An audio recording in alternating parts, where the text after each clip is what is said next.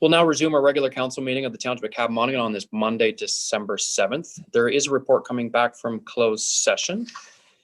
Ms. Hurley?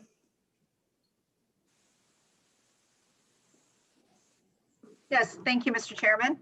The report before you is and the recommendation is that council award the tender CAO 20-01 renovations to the Township of Cabamonigan Municipal Office to Gallant Construction Limited for the amount including exterior works as outlined in Appendix E for $353,847.74 plus HST of the amount of $46,000.21 and the total tender amount in net municipal HST for $360,075.46. Very good. Any questions from members of council? Seeing none, then a motion to receive that report and accept the recommendation. Councillor Moore and Councillor Huntley. Madam Clerk, recorded vote. Councillor Belch, Yes. Councillor Huntley, Yes. Councillor Moore, Yes. Deputy Mayor Graham, Yes. Mayor McFadden. Yes, motion is approved. We'll now move into our public meeting. Can I get a resolution to open the public meeting? I got Councillor Belch and Councillor Huntley. Madam Clerk, recorded vote. Deputy Mayor Graham, Yes. Councillor Huntley, Yes. Councillor Moore, Yes. Councillor Belch, Yes. Mayor McFadden. Yes, motion is approved. Item 7.2, Report Planning 2020-44, Justin Property Investment Corp. Zoning Bylaw Amendment. Ms. Ellis, welcome. Thank you, Mayor McFadden, members of council, members of the public. Today's public meeting is to offer an opportunity for area residents or agencies to provide comment on a proposed zoning bylaw amendment for lands located at 2241 Davis Road in part of Lot 1, Concession 11 of the North Monaghan Ward. Many of you might be familiar with the site in that it was previously developed as the Harley-Davidson motorcycle retail business. The application was applied for by Joe Grant of LLF Lawyers on behalf of the owners of the property. They need to change the zoning on the property to permit an industrial use to be located on the property. In an email and with the application, the proposed use for the property will include, the activities with the proposed use will include the assembly of prefabricated steel components, packaging of finished products in wood and cardboard for shipment, the testing of equipment for proper operation, fit up and welding of light commercial racking, the assembly of small electrical and electronic components, and the storage of the components for the above.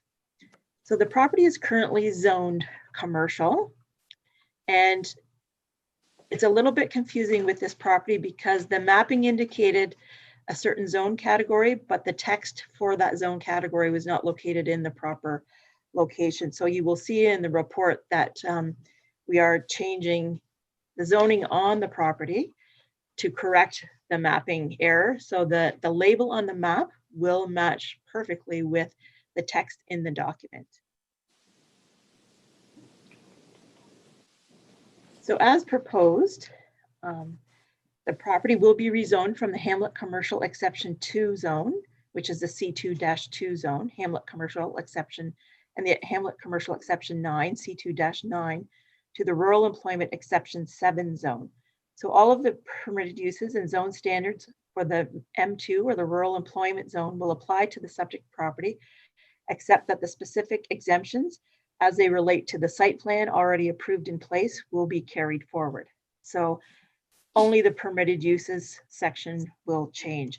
All of the exemptions that were put in place to allow Harley-Davidson to be developed on the site will remain. Those exceptions include minimum front yard, the minimum exterior side yard, the minimum rear yard, the maximum building height, the maximum lot coverage, the regulation that the lot frontage on Davis Road shall be deemed to be the lot frontage. There's also a regulation about the minimum parking space requirements, about where those parking areas can be provided, the access and the degree of parking, and loading spaces limited to 1. So as I've indicated, there should be no change outside. This is merely a changing of the permitted uses to reflect those industrial uses that I've read from the list. With this application, as per the requirements of the Planning Act, we have provided notice to all assessed persons within 120 meters of the subject property or 400 feet. We've circulated to the required ministries and agencies, and we've posted a sign on the property. The notice does comply with the requirements of the Planning Act. To date, the township hadn't received any written comments about the proposed amendment from members of the public. Staff did get a telephone call from an interested person inquiring about whether 2237 Davis Road was included in the rezoning. That property is not included in the rezoning. Staff provided further information and there was no further comment or follow-up from that ratepayer interaction. To the best of my knowledge, we have not received any other written or verbal comments from members of the public about the application. The property is located within an area subject to the propane risk and safety management plan, and that pertains to the propane storage and sale across the road at 2822 Davis Road.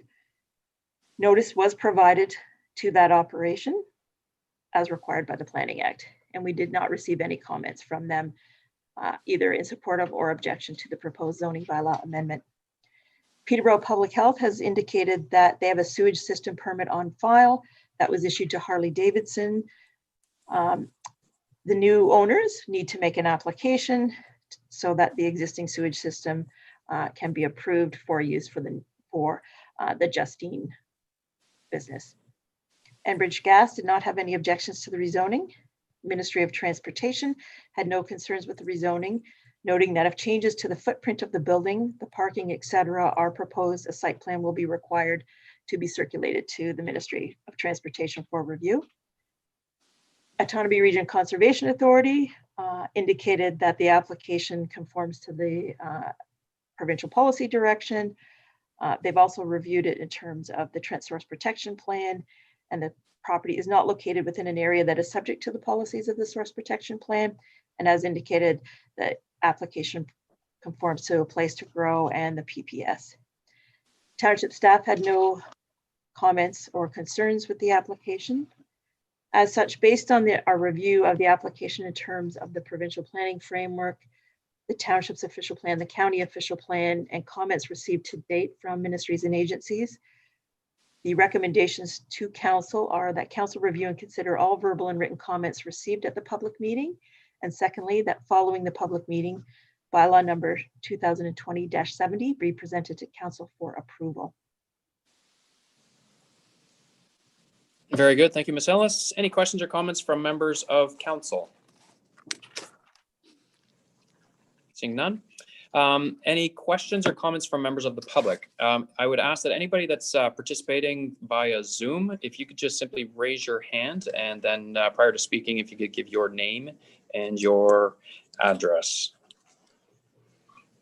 I'm looking at the list of attendees. There's several that are in attendance. If you do wish to speak. Okay, I do have a hand. Mr. Grant. He's currently muted. How's that? Can you hear me now? We can hear you now. Okay, Go ahead, excellent. Name and address.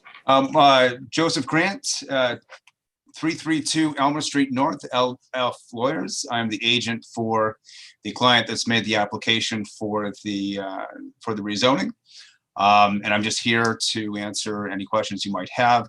I believe my client is here as well, who could probably give a little more detail into the activities. But we're here for any questions you may have or may not. Okay, very good. Is there anybody else wishing to speak from the public? Again, raise your hand and then we'll acknowledge you and unmute you so you can speak. I'll give you a little bit longer just in case people are trying to figure out the technicalities of how to raise your hand. There should be a button there to raise your hand if you so wish. Okay, seeing none, then back to council then for consideration of the report. Council? Councilor Belch? Just through you, Mayor, just a question to Mr. Grant. Is the Harley Davidson dealership, is it folding, or is it just making room for this other endeavor? I guess I could speak to that. It's a new company that's coming into that location. So the previous operators of Harley Davidson are out. Yes, it's a new business coming into that location. Okay. I'm sorry to hear that. Council, with regards to the report, motion to receive the report, accept the recommendation. Councillor Moore, Deputy Mayor Graham, Madam Clerk, recorded vote. Deputy Mayor Graham, Yes.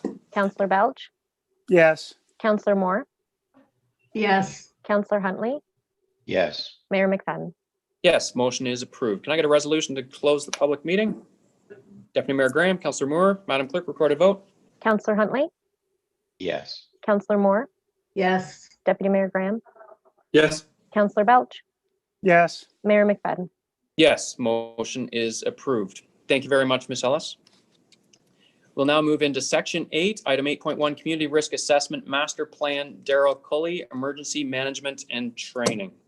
Welcome, Daryl.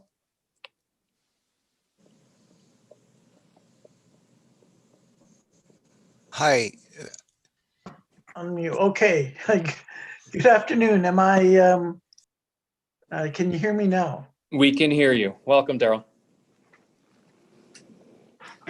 Mayor McFadden. That's the chief speaking. Go ahead, Chief. Hi, if I may just take a moment through you. Okay. Yeah, and council. I just wanted to give some background today on the presentation that we're having. Council approved in the capital budget, master fire plan and community risk assessment to be completed. The last master fire plan for the township was completed in 2010. Since that time, there's been changes in the direction of the township and the planning horizon. With these changes in direction and anticipated future growth, it has necessitated a comprehensive review of the department's service delivery of providing fire protection throughout the entire township. Emergency Management and Training, Inc. presented an overview session regarding the master fire plan process to council on November 18th, 2019. Following the session, there was a master fire plan committee established, and I'd like to thank the committee. We had our CAO, Yvette Hurley, our clerk, Alana Arthurs, our director of planning, Karen Ellis, and our director of finance, Kimberly Pope, myself, and deputy chief, Mike Tennant. The timelines that were outlined in the project were delayed due to COVID, but today we have Daryl Cully of Emergency Management and Training, Inc. Here to provide an overview of the master fire plan and provide council an opportunity to ask questions. And we'll have a formal report coming back on December 21 for council's consideration. So with that, Daryl, I'll ask you to proceed. Very good. Oh, Thank you, Chief. Go ahead, Daryl. All right. Thank you. So it's been our pleasure to work with the chief and all of the team at Cavan Monaghan to develop the master fire plan. Yes, please, next slide.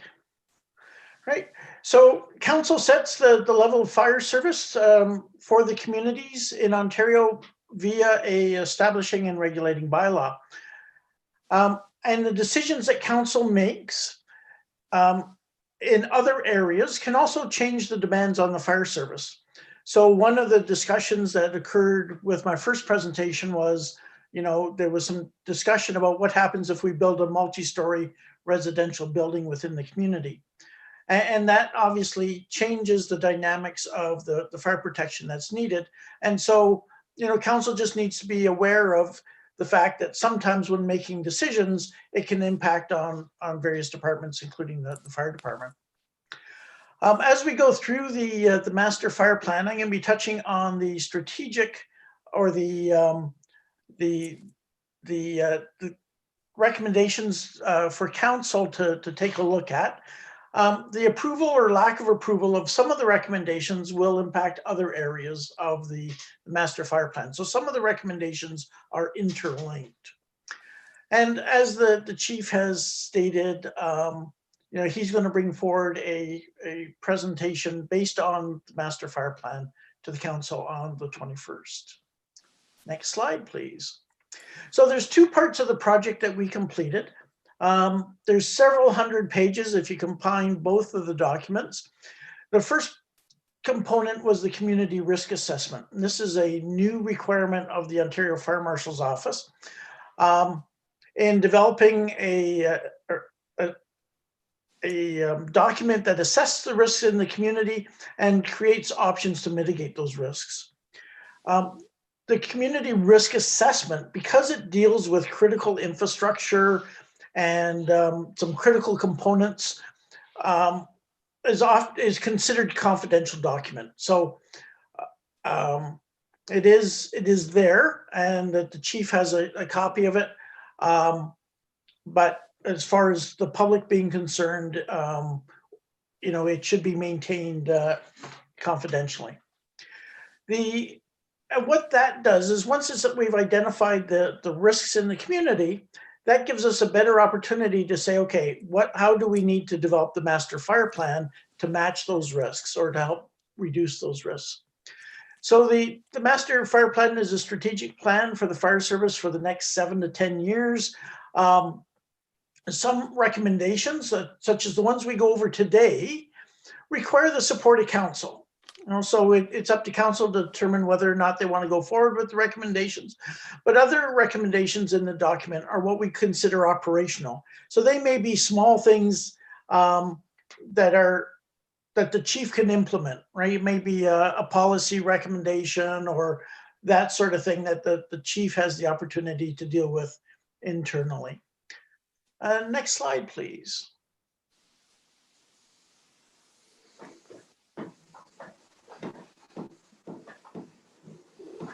Next slide, please. All right, so first of all, the first map you're looking at here is, of course, your township. What you see in the two fire stations here, and in the color areas, so there's one that's sort of a pinkish and one that's a bluish color. Those are the travel times for 6-minute travel times based on our GIS computer system, mapping system that looks at how far can the apparatus travel from the station within 6 minutes. And it's based on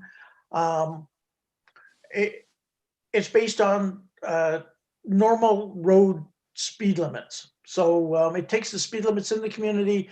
It considers stop signs, one-way traffic, traffic circles, all the different types of things, then calculates how far can the apparatus go from the station and how far can they reach. So in the colored is how far they can reach within 6 minutes, and in the beige, how far they can reach within 4 or 10 minutes. So the beige, if we take a look at the beige, pretty well the entire township, including areas outside of the township, can be reached within the 10-minute travel time. And when we add the 4 minutes, that it often takes for the fire department, the first truck to get out the door, because the firefighters have to respond to the call, that brings us well within the NFPA standards of 10 and 14 minutes. So the fire department is well within recommended standards for response times. Next slide, please. We had discussed this at our first presentation, and this really is talks about there's more than just the response component for a fire department. It's made up of 3 lines of defense. And the first line is public education, fire safety education. And so that involves, educating the public to reduce fires, and then what to do if there is a fire. So the Fire Marshal's Office has seen that, the most effective way to reduce fires is through public education. The second component is code enforcement, and that's code enforcement through inspections. So there are inspections that are mandated, and then there's recommended inspections through FUS and NFPA, and so there are, basement apartments should be inspected and businesses should be inspected regularly. Those are not mandatory, but they're recommendations. So the fire marshal's office has identified the fact that, you know, if we do all this education, there may be some people who still are not compliant or their buildings are not compliant. And that's when we need to, you know, go to the site, do an inspection, hopefully educate them, give them the opportunity to rectify the situation. And failing to do so, the fire department has the authority for code enforcement, or the fire chief and the chief fire prevention officer can issue fines, issue court notices, etc., to try to encourage people to ensure their buildings are fire safe. And the third component is if through those two, public education, through code enforcement and inspections, if they're not effective, then of course we have to have the emergency response component of the fire department. Next slide. All right, so this is a key slide, and it's had a lot to do with a number of our recommendations. And we've tracked this. There's you know, this report itself, the master fire plan is 143 pages. There's lots of documentation and statistics in it, but here's the key one. And that is in 2019, so last year, the fire department responded to 662 calls. For most communities of your size, that is almost double what we would see in other communities of your size. You know, we may see anywhere from 300 to 400 calls. But when we look at it, you know, out of that, 49% of those calls are medical. And so for a volunteer department with 2 stations, that is a lot of pressure on your firefighters and your firefighting staff. You know, we do see, for example, motor vehicle collisions are a significant risk. You've got some major highways going through, you've got all kinds of weather issues, hazmat calls, fires, other types of rescues. So that would be, you know, we've had some high wind events recently, so you got power lines down, that sort of thing would fall into the other categories. And then alarm calls. And rescue calls are, you know, those not necessarily motor vehicle collisions, but those other types of rescues where, you know, someone may have been injured out in the bush, and you need to go in and bring them back to the ambulance, that sort of thing. So that's how the calls are distributed. And over the past 4 years, there's been a 16% increase in the number of calls. So your call volume is growing at a fairly steady pace. And we'll talk more about that in some of the recommendations. Next slide, please. So what we've done is on our computer system, we took all of the calls for 2019 and we plotted them here on this map. And so these are call clusters. So a dot may recommend, or may, you know, if there's multiple calls at a single location or in close proximity, they may appear as one dot. But if you take a look at this, you can see that the highest density of calls is in the, you know, the Millbrook area itself. And then there's some density along the major highways, the 115, the 7A. You've got people living along those, you know, 7 and 7A, and businesses along that, as well as highway traffic. Next slide, please. Right. So what we did is we did a SWOT analysis. Your strengths of the fire department. You know, you've got a very good fire prevention, public education, and code inspections happening now. You know, you've got someone who's spending, you know, most of their time, your fire prevention officer, on these areas. You've got some benefits of the Eastern Ontario Emergency Training Center in Norwood that allows you to do things like live fire training and other specialized training that you might have to travel a long distance for otherwise. And it's a shared resource, and the investment that Cavan Monaghan has put in that is really quite low compared to the benefits that you're receiving from it. If you were ever to try to provide that training on your own, it would be at a very significant cost.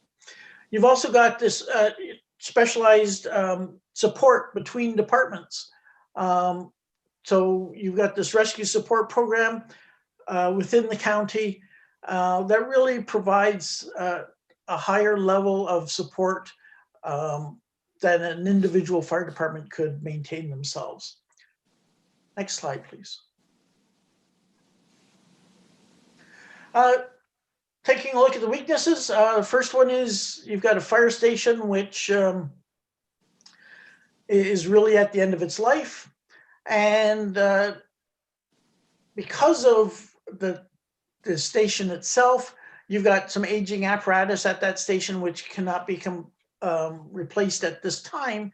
You know, so there's been some challenges if you're looking at you know, apparatus at the end of its life cycle, because the new equipment wouldn't fit into the current station. Next slide, please. Opportunities. When we look at best placement for stations, if you were to build a new station number 1, the best location, which would improve response throughout the community, throughout the whole township as a whole, would be moving the station closer or even adjacent to the township administration building. Next slide. Other opportunities is to take a look at some ways, you know, there are opportunities to reduce the demands placed on the firefighters and the community by reducing or finding alternative methods of dealing with medical calls. Next slide. Some of the threats or challenges in the future, you've got, you know, at all credit to the chief and his team, your turnover rate in the fire department, and credit to the firefighters. The turnover rate of your firefighters is lower than we would see in most communities. However, you've also got an aging fire service. You've got, you know, particularly some of your senior officers and captains, that sort of thing, who are aging. And so, you know, the challenge is you need to look at some succession planning there.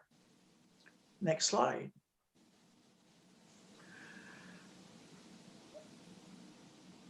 Healthy work-life balance. Particularly younger generations are seeing this as being so important. And, you know, you've got families and people living in the community. They've got jobs, they've got families, they've got activities outside those families. And then we also want them to volunteer to be firefighters. And firefighting has a significant commitment on training levels now, much more than it ever has had prior. And so we want to take opportunity to look at, you know, how can we better utilize the time that the firefighters are committed? You know, efficiencies in training when they show up, you know, having effective, intense training and trying to maximize the time that you've got there so that they can maintain their work-life balance. Next slide. And going back to our, you know, our very first opportunity to meet, and there's always been these discussions about multi-story residential buildings. And so it's important to note that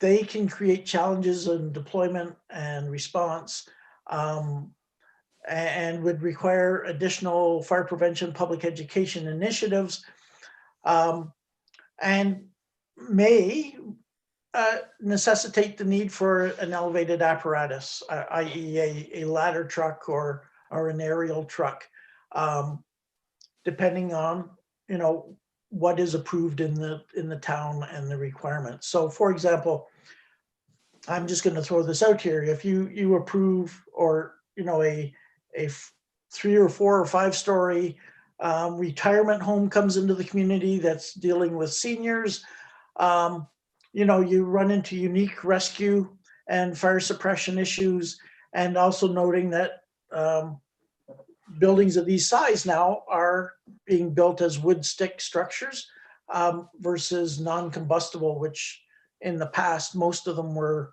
concrete block or cement buildings. But in the last 10 years or so, the building codes have changed to allow for these buildings to be built out of wood, and they create additional fire risks, as we saw this weekend with a very large fire in Toronto in a wood stick structure. And that's a very large career department that responded, and these buildings are still a loss at that point. So next slide, please.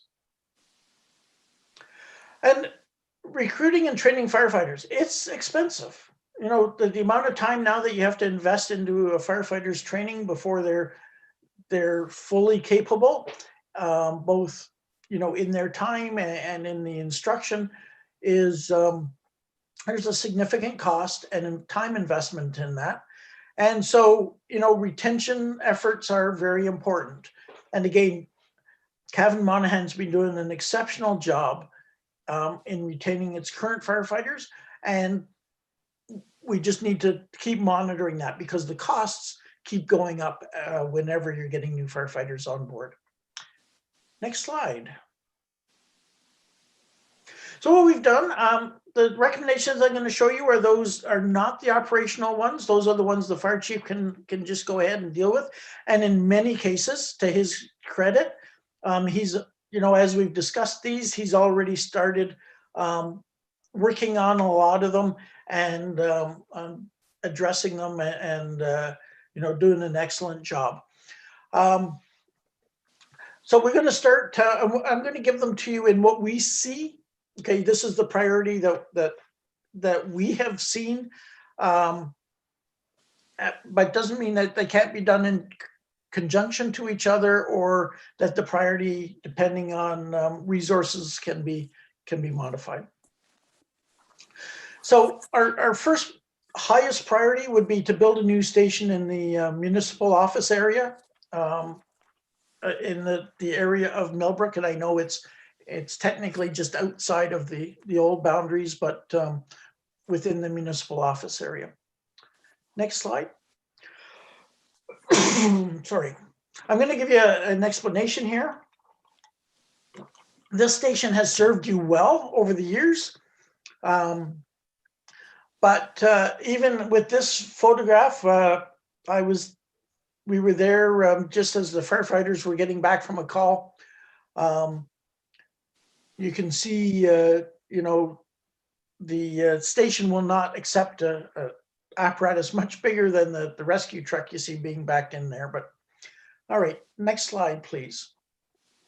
So there's quite a few reasons that we've identified this. One is inadequate door size for new apparatus.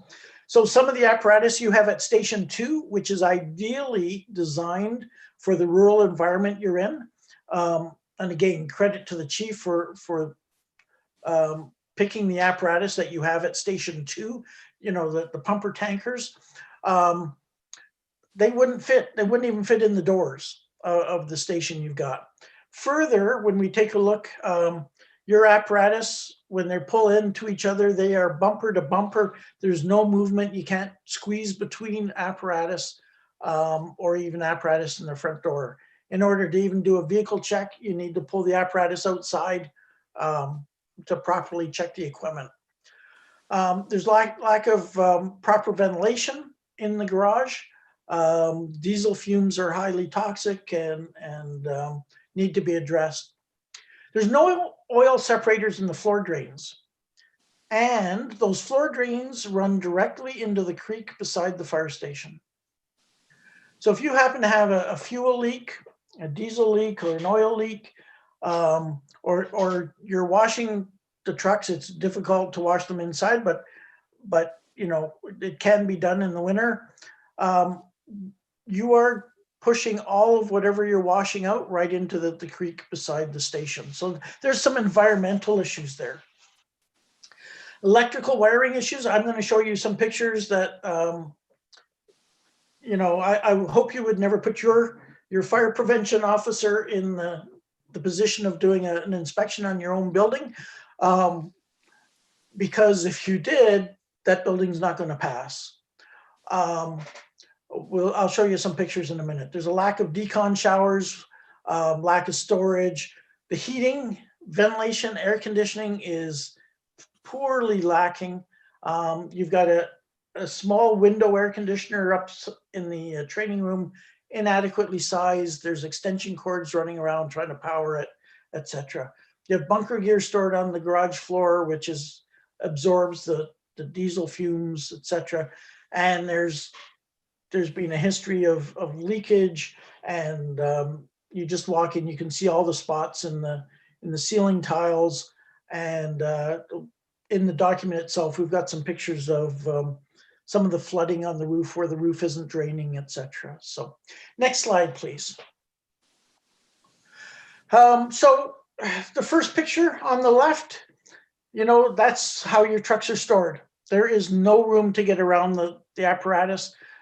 They are bumper to bumper. In the second picture there, you see the tanker there.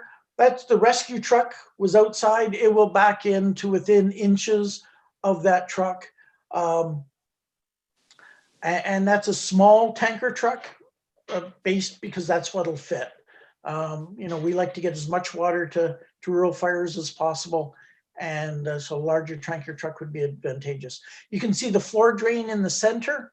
So everything from the floor drain, when you wash the trucks or anything that's leaking, goes into that floor drain, and that floor drain runs directly outside into the creek next door. No oil separators. Next slide, please. And you can see the bunker gear at the back as well. This is storage, and just a few pictures. Storage everywhere. You know, you need this documentation. It needs to be kept for a period of time. Filing cabinets in the stairwell at the top of the stairs. That's a fire code violation. But there's no place left to go. Next slide, please. Wiring, top center picture. Those are 110 volt outlets. Yeah, it's a mess.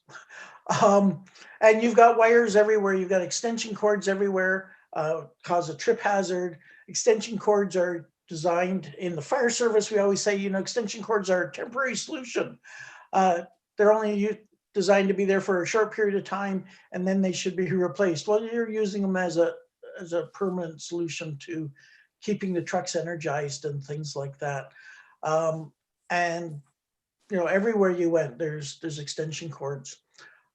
So there's a number of times that the wiring has been upgraded or supplemented, and it's not a good situation. Next slide, please. All right. I'm just going to go through the rest of the recommendations, probably easier, and then open it up for questions. But I feel on that one, that there may be a number of questions. Now, our next recommendation, I guess these are in what we see as priority. Increase the deputy chief's position from volunteer to full-time position with responsibility for training and operations.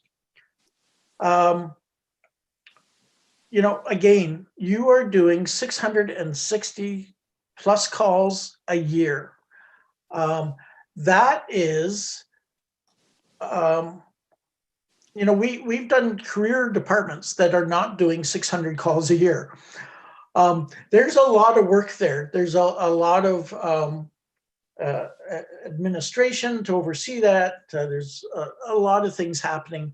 And as well, training is becoming more and more, needs to be more focused, etc. So we're recommending a deputy chief to look after all of that and to assist the chief. And so along with that, the fire prevention officer would be dedicated to the fire prevention role full-time. So right now you've got a full-time fire prevention officer who does training on the side, right? Tracks the training as multiple hats. And so, keeping the fire prevention officer, that's not a budgetary thing. It's just saying we're going to take that one hat of training from the fire prevention officer and give it to the deputy chief is the way we would foresee it being done. And next slide, please. Going back to the call volumes again, for a community of your size, when we compare other communities of your size, we're looking at 300 to 400 calls, even 250 calls for the same population base. But you've got some unique issues. You've got a long-term care facility, and you've got an aging population, which are contributing to the medical calls. So trying to get them into some sort of contain it, because it's not sustainable in the long term. It really is not sustainable. You've got a tiered response criteria now. Basically, this isn't saying, so when we say change the tiered response criteria to 15 minutes, these are for those calls that are not immediately life-threatening. Those calls that are immediately life-threatening, such as cardiac arrests, etc., they're still going to be dispatched immediately. These are for those other calls that, I've had abdominal pain for 3 days. I've, fell and twisted my ankle yesterday, that sort of thing. As opposed to, the way it's set up now is if there's going to be a delay, any sort of delay of the ambulance, which isn't coming from your own community, then we're going to be sending the fire department. So we're saying increase that to 15 minutes or even consider 30 minutes for those non-emergency calls to let the paramedics deal with them themselves without calling the fire department. Centennial Place Long-Term Care, they've got registered nurses, RNs and RPNs 24 hours a day. They've got medical staff there. And yet every time there's a call for an ambulance, the vast majority of times the fire department is being sent. That's a huge demand when you've already got someone there. I will give you a little bit more of my background. In addition to my experience on the fire side, I was a paramedic, so I've been on the EMS side and paramedic manager and CAC manager, or Central Ambulance Communication Center manager, but I also was a long-term care administrator and CEO for 6 years. So I've seen the whole circle of this. So sometimes, I hear people say, well, it can't be done. I've seen it, I've been there. I've been on all three sides of this angle. So, there may be some calls where through negotiations, you decide to respond to the long-term care home, but there's so many of the calls where they're already receiving medical care, and the paramedics are on their way, that the fire service, by the time the firefighters respond from wherever they are to the fire hall and get to the long-term care facility, there's often not a lot of benefit being received for the effort put into it. And the other thing would be, assign specific firefighters to respond to medical calls. This is sort of like what we call platooning. So you would say, can I have 3 volunteers to respond to medical calls, on whatever day? And then when a medical call comes in, only those 3 firefighters are paged out, as opposed to paging out the entire station. And they go and they will, respond to the call.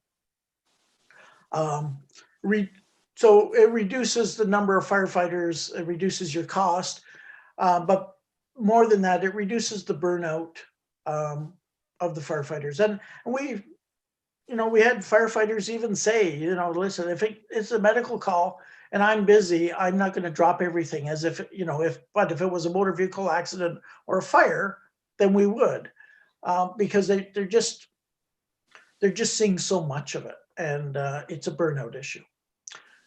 Next slide, please. Tanker 1, Station 1, obviously a new tanker that would be designed much like the ones you have in Station 2 would not fit in Station 1. So if sooner or later you need to start planning for a new tanker, it would be best if that coincided with a new station. As I said, some of these recommendations have implications on each other. Diesel exhaust systems should be installed at both of fire stations. Again, there's overlapping things. If you're going to build a new Station 1, well, then you wouldn't put a new diesel exhaust station in Station 1 until it was built. There's different types of diesel exhaust systems, but diesel is a carcinogen, diesel fumes, and we want to minimize the impact on the firefighters. Recommended that the fire chief begin a process to replace the aging Rescue 2 in the midterm. So this isn't something immediately. This is something 3 to 5 years out. Your Rescue 2 will be reaching towards the end of its lifespan. Next slide. So recommend that a planning process for the acquisition of an aerial apparatus should begin should a 3-story or higher residential building be constructed within the township. It's a rescue as well as firefighting platform.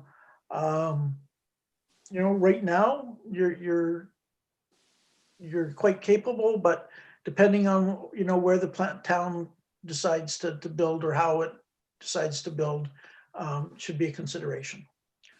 Next slide. All right, going back to the paramedics. And there's we had lots and lots of discussions on this, and we were told that the county has said, well, it's not in our paramedic master plan to put something in the town. So, this recommendation may not go far, but as far as I'm concerned, it should be something, again, at least provide a paramedic response unit. So that would be 1 paramedic in an SUV, 12 hours a day during the day shift. That's not, you're probably looking in the neighborhood of $250,000 to do that at the county cost. If it was an ambulance, the ambulance would be pulled right into Peterborough right away to do calls, and then it wouldn't be in the town. But because it's a response unit, it would have no transport capabilities, and therefore it would be dedicated to the town area for the most part, and then the firefighters would not need to be tiered out for the vast majority of the medical calls. Again, trying to find some containment there. And from a township perspective, I would insist that be at county cost, but that's county politics versus what's best for your community. Recommended that Unit 5 be replaced. It's 31 years old. it should be replaced. It should be something a little bit bigger. If anything a little bit bigger wouldn't fit in Station 1 right now. But it's used for transporting equipment and firefighters to the scenes. It's well past its, for small vehicles, we recommend a 7-year lifespan, and it's at 31. It's basically a pickup truck, if you were wondering what Unit 5 was. You've got some really good opportunities with the Eastern Ontario Emergency Training Association or Center there that you've got. There's a lot of external training that could be accommodated there. And if every municipality that was partners there, put in an extra $10,000, you could hire a county training coordinator. That's not for internal training. This would be just for the external training and being able to coordinate some of those training activities. All right, and next page.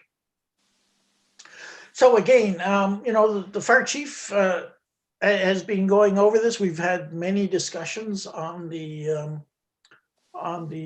master fire plan. The fire chief's going to bring an internal report to council on the 21st with his recommendations based on what we've put forward. And we've been asked to, advise that you'd be receiving the master fire plan as a report for information for the fire chief to work from. That's the end of the presentation. Are there questions? Very good. Madam Clerk, can you minimize the presentation so I can see all the council, please? Excellent. Very good. Questions from members of council? First off, thank you very much, Daryl. Thank you. Questions? Deputy Mayor Graham. Thank you, Mayor, and through you. Thanks, Daryl, for the presentations. I was just curious with regards to the recommendation about not responding to the Centennial Place medical calls. Wondered if the chief could make a comment as to, the extent to which or the amount of calls that this represents. Obviously, when I was looking at all of those dots, the concentration in Millbrook would make me seemingly assume that there was an abundance of calls from there. And if there was any correspondence with Centennial Place about removing that sort of level of service or sort of agreement or servicing of those instances or those calls, that the chief could maybe elaborate on. That's through the mayor to Deputy Mayor Graham. I want to first off, thanks for the question, but I wouldn't say that Centennial Place is causing all of those calls or all those dots, okay? By no means, and they're not. But I think the point of the what Daryl and his team is trying to convey with the medical calls is it's 49%, let's call it 50% of our business is getting to be costly. We've got to find ways, and it's leading to the firefighters and like Daryl had mentioned, it's causing some burnout. And so we're trying to push the shift of those calls back to where that they ought to be. And what he's really saying is Centennial Place, we have nurses there that are trained at a higher level than a firefighter. If we can move some of those calls, every little bit helps. And then addressing some of the other calls, I think it was a great point, and I fully support it, to moving from currently we're at the 10 minutes and moving it to 15. And that will be a start. It's not going to solve all your problems. I want to make sure that I'm clear with that, but it'll help and buy you some time. Did that answer your question? Just follow up, Mayor, then I guess just for clarity, Bill, I'm sure that there are far more calls than that with Centennial. I was just trying to get a sense of maybe any sort of, if you have any indication or rough estimate with regards to the percentage of of our medical calls that would be for Centennial Place. I just didn't know how, if removing that is actually going to make a difference versus not really. Obviously there's other components of the recommendation, and I know the mayor and myself have had many conversations with all of those parties involved with those decision makings at the county. So, council can rest assured that we've had ongoing conversations with, the need for and the openness for some sort of partnership on creating a more of a medical response service in the area. But I was just curious for that specific thing alone, if there was concerns expressed from Centennial Place about firefighters not responding, because as you mentioned, there are many trained individuals on site already, but also just how often it would occur now, and should we not move forward with continuing to respond to those calls, how much of that bandwidth would we be freeing up? That was sort of more what I was looking for, Bill. And I don't have the data right in front of me, No but problem. my gut is telling me that you're probably in the neighborhood of 20 to 30 calls, Okay. right, a year, a couple of months. Perfect. Thank Very you. good. Further questions from other members of council? Councillor Huntley. Through you, Chair, to the Chief. I'm curious about the recommendation to change tiered response criteria to 15 minutes. That means if we just go slower, then somebody else will pick the call up. I don't understand how that affects us. Through the So- mayor to Councillor Huntley, it's a great question, and what it's actually currently right now, and we're not talking about and if I get too technical, please stop me and I'll try to clarify. Right now, if you have a code 4 call, that's, a critical injury. Somebody, falls out of a tree, cuts themselves severely, we're automatically tiered. What we're talking about is the calls that are not of, and I say this with the utmost respect, but they're important to the people that call. Okay, so we have to be careful there. When the resident calls for service, all calls are important, but they're really the ones like Daryl alluded to, that they've had this abdominal pain for a week, and now they're calling. What they're saying is, instead of calling, if the ambulance is going to be longer than 10 minutes, they tier us. And what we're saying is, well, maybe that patient can wait another 5 minutes and move to 15, because what it's saying is there isn't an ambulance in the area. It's going to take them 10 minutes or greater to get to our location, like to Cabin Monaghan, to that call. And if that's the case, they're tiering us. And we're saying, well, let's wait till 15 minutes. Maybe that ambulance statistically may be more available, and then answers the call, and the fire department doesn't have to do it. For that call that's been, the people have had the pain for 3 days. Right. So, Councillor Huntley, go ahead. So kind of a follow-up question then through you, Chair, to the Chief is, whenever the paramedics come and speak to the council, they're always saying that, the coverage is adequate in Cabin Monaghan, but it sounds like the fire department's picking up most of the slack. As long as the fire department keeps picking up the slack, then we're never going to get the ambulance services, the paramedic service attention that they need to have a more, a bigger presence in our area. And you're kind of alluding to, if we change this out to 15, then they'll start to figure out, they are going to have to be around here more often in order to respond to these calls. Like, it's almost like a chicken and the egg kind of thing. And, obviously we're playing with citizens that are in distress. So it's not exactly a fun game or predicament to be in by any stretch.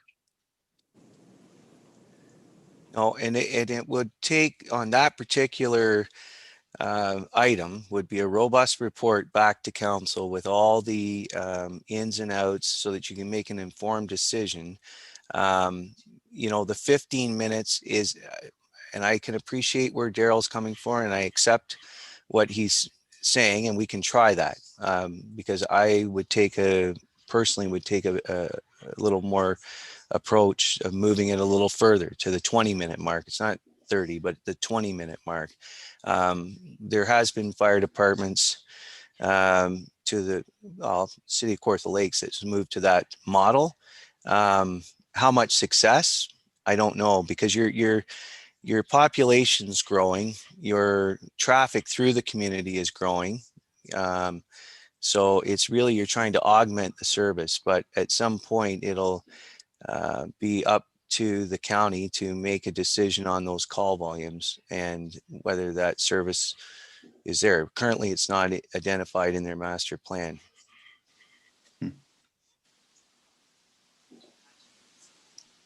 We lost the mayor, Go but ahead, I guess- Councilor Moore. Through you, Mayor. Bill, I've talked to the people with the paramedics a couple of times, and they have said that some of them, not all of them agree because it's dollars, but they agree that we actually should have a paramedic system set up out here, that we do definitely have enough calls medically, but because they are being looked after, just like you're saying, it makes their numbers look great and ours look like the devil. So to me, this would help the paramedics understand that we actually need a base or some kind of people out here at all time, or to help the sick people, not the fire, the sick people. And I've talked about this right from the beginning. I really do believe there's, especially with the aging population and the increase in population, I think, and the traffic is getting more and more all the time. I really do think that we should be considering doing exactly what you're talking about and let the paramedics answer more often, because face it, we are limited, and no disrespect to any firemen because I put them on a pedestal. They are not qualified to do some of the things that we actually need paramedics to do. They can do but like at Centennial Place, they can only do what the nurses are capable of doing. So your suggestion is a good one, I think. But I do think that the paramedics, the county, they need to realize that we can't just keep doing the calls and they look pretty and we're taking up and utilizing our time and our money to answer calls that we shouldn't be answering, if that makes any sense. Councilor Huntley. Through you, Chair, you mentioned the tiering of the calls, Chief.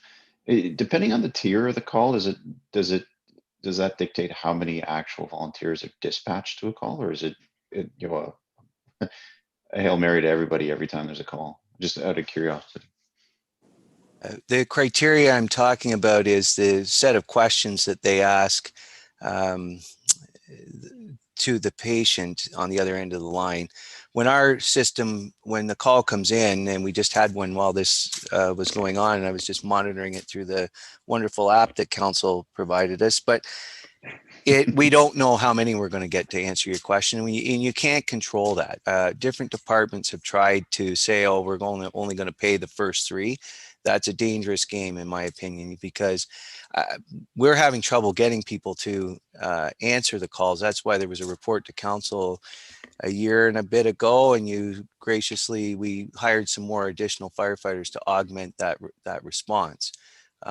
So to answer your question, we don't know how many we're going to get when the pager fires. Okay, we monitor that, daily, weekly, to ensure that we have enough.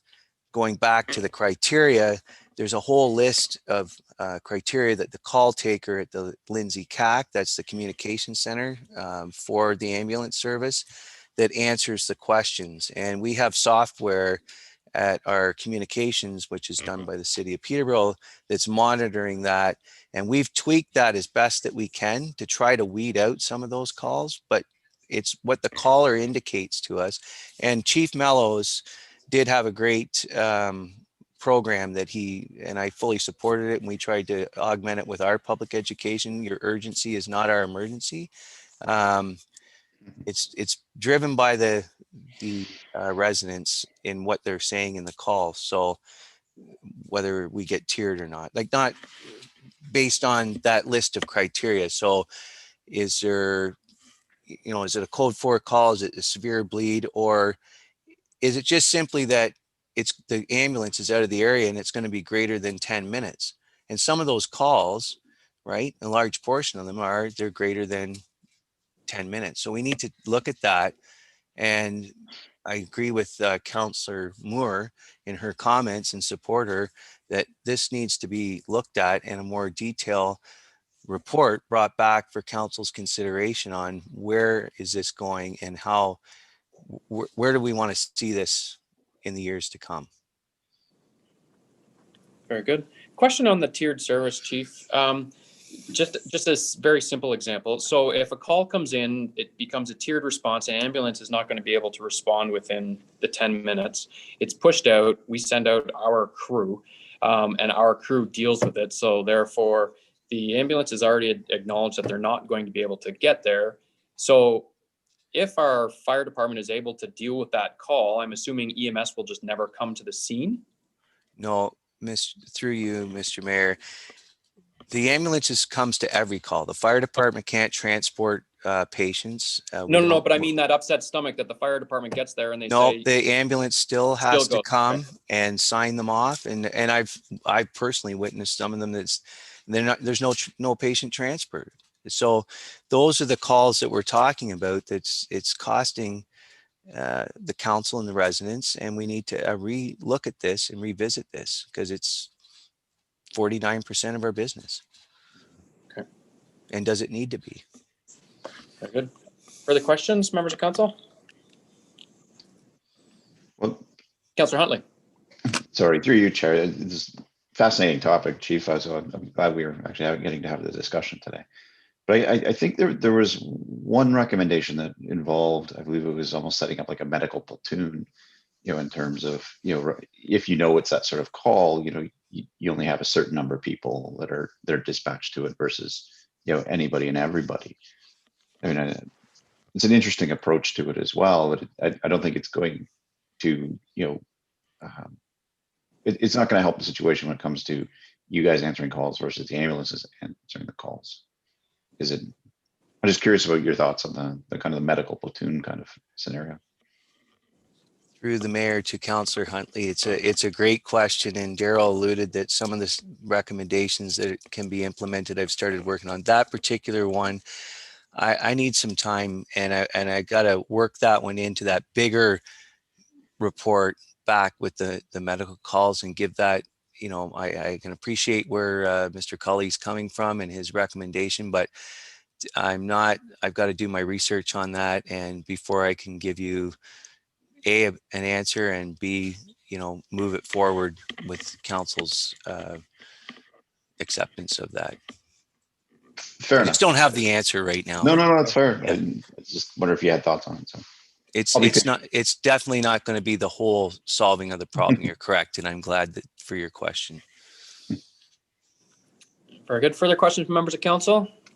I had a couple. Daryl, one of the very first points on the slide presentation was council sets the level of fire service through bylaw. Do you want to explain what exactly we control?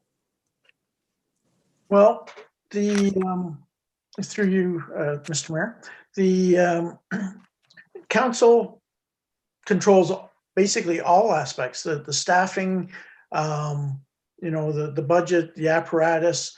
The only thing that is mandated in legislation is that you have an effective fire prevention program. So that those first two components, the fire education and the inspections, are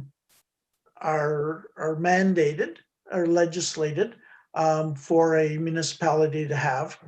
Now, once you've started a suppression department, you're not allowed to get rid of it. However, it's up to council. Do you want one station? Do you want two stations? How are you going to staff them? And what types of calls are you going to respond to? So there's some municipalities will specify in their bylaw, these are the types of calls we respond to, and then other calls, we do not. So they, and keep in mind, every type of call you respond to, or the level of training. And I'll give you an example. Hazmat. So your firefighters are trained so that they can respond to a hazmat call, assess it from a distance, determine whether it's, the degree of hazard. They are not trained to go in and shut valves off and do anything that may put their lives at risk, which would require a higher level, an operations level or technician's level of training. So council can decide, what level of training they're stipulating. Okay, very good. So bringing that back to any discussion when you've indicated that if we're discussing multi-story buildings, that we're going to have to consider an elevated apparatus within the fire department. Again, is that legislated or that's by choice? Through you, Mr. Mayor, that is not legislated. That would be our recommendation based on the type of building and structure being evaluated. That is not mandated. And is that something that a service that you get from a neighboring service in order to meet that needs? It just seems when you take a look at the cost of an apparatus truck vehicle, just ballpark $1 million, the amount of ongoing support that would go and training that would be needed in order to be on that truck and use it properly. And you've got one multi-story building, it would be hard pressed to justify it. And so at what point do you look at that versus contracting out that type of service, or how does that work? Through you, Mr. Mayor. Yeah, so what you're referring to would be a what we call a fire service agreement. So for example, any calls at that building, you would automatically notify City of Peterborough and have an agreement to pay them to respond along with you to that call. So that is an option that some municipalities take. Keeping in mind a couple things. One is the availability of that apparatus may not always be available if it's being used by the host fire department. And the second thing is the length of time for it to respond.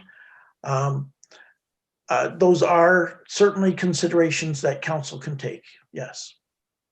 And so are those options laid out in detail of all the various options? Because I just keep seeing the need for an elevated apparatus, but I don't see the options as to, for example, other services, or what other choices do we have? Again, through you, Mr. Mayor, in the mutual aid and automatic aid agreement section, it refers to the different plans you have. So those, it does not specifically talk to the aerial apparatus. The aerial apparatus is something from our perspective, having dealt with numerous municipalities and the risks that these new wood stick structures are posing. It's really a point for council to consider at what point should we put some safety restrictions on what we're looking at building versus investing into what type of response we would want to that type of building, and letting the community know, hey, we're going to build this building, but we do not have the ability to effectively conduct an external rescue, that type of thing. Yeah, and I think it's important to remind citizens we can certainly provide a higher level of service, but again, we're a volunteer-based service, not full-time, and we're also not going to have the same level of apparatus as an urban center from a larger area. So I don't know. I think I would have liked to have seen more discussion on options as opposed to just assuming that we're going to move ahead with the elevated apparatus, which is clearly a huge investment, not only in the uptake of the piece itself, but also the ongoing training and everything that's involved in it. And I think we do, for council to make an educated decision, I think we have to have all of the surrounding information of what the options are laid out, as opposed to buy a truck because you've got a multi-story building. Through you, Mr. Mayor. Multi-story buildings are much more than just the apparatus as well. NFPA 1710 tells us that to fight a residential structure fire, such as a 2,000 square foot residence, ultimately we should have 16 to 17 firefighters on the scene to fulfill all the firefighting duties. As soon as we start to get into anything that would be three stories, NFPA 1710 says we now need 28 firefighters on scene. So that's where, you know, mutual aid starts to come in, et cetera, because these types of structures have a greater demand than just the aerial apparatus. In fact, fighting in a multi-level structure requires additional training, even if you do not have the apparatus. So, you know, that your tactics to fight a fire on a third floor are much different than to fight a fire on a first or second floor. So, and it doesn't seem like, you know, it's only one floor difference, but for the safety of the firefighters and the occupants of the building, you know, there are different standards. So it's not just the apparatus that type of building would create a challenge with. It is, you still have additional training, additional firefighter resources required and that sort of thing. So there's basically what we're saying is there's a wide range when you're looking at that type of structure, particularly wood stick. There's many more implications than just, you know, hey, it looks good in our community and we would like to have it. Okay. So with regards to construction of the multi-story buildings, as an example, I know by building code, you can do the wooden stick construction as you suggested, but is there stipulations that we can put in place with regards to multi-story buildings that require sprinkler systems and that construction materials not be wood? Through you, Mr. Mayor. So these multi-story buildings now that are wood stick are required to be sprinklered. Okay. That will slow the fire. It allows time for escape, but it's not a total solution to the issue. Building a non-combustible material, I mean, certainly that's the ideal, and that's what has been used for many, many years effectively. However,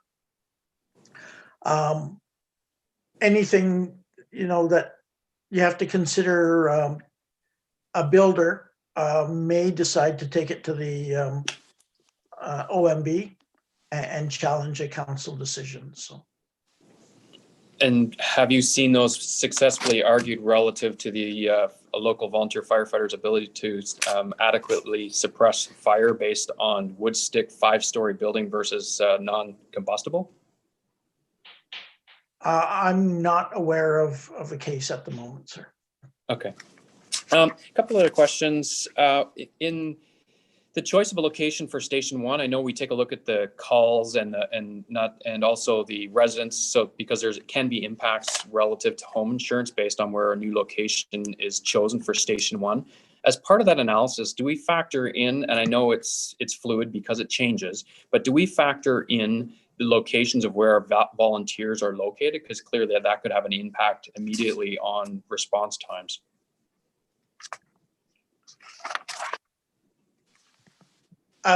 Through you, Mr. Mayor, we did not factor in the current locations of volunteers. However, much of the development within the community is occurring up in, and forecast is occurring up in that area. So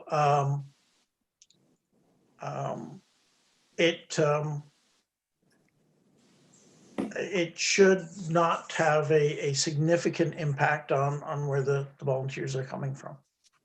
Yes, I was just forward looking. I didn't know, maybe the chief knew. Obviously, our firefighters, especially the long-term firefighters, don't come from the new subdivision, but I don't know whether they're heavily weighted south of the village of Millbrook for Station 1 or whether they're north or whether they're well split around or if it's even a concern. those coming from the south are going to have to go all the way through Millbrook and out the other side to get to a hall north of the village. So through the mayor, we monitor this, and this is as we move forward.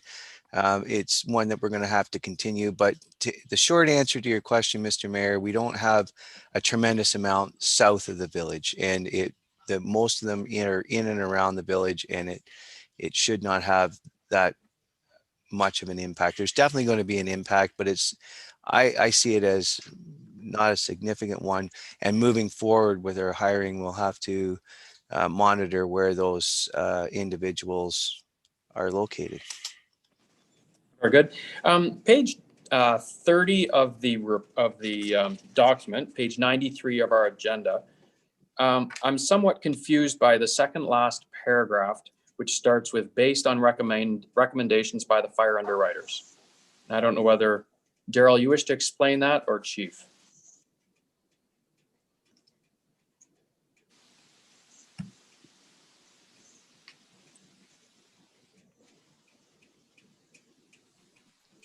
Let me just get to that. So it's on the screen now. It starts with, it's the second bottom paragraph based on, yeah, right there. Okay, so through you, Mr. Mayor, the fire underwriter survey is an advisory group to the insurance companies on setting insurance ratings for communities. And they have a set of standards that they look at in determining whether or not how effective a fire department is, and therefore, the insurance rating, how it impacts the insurance rating.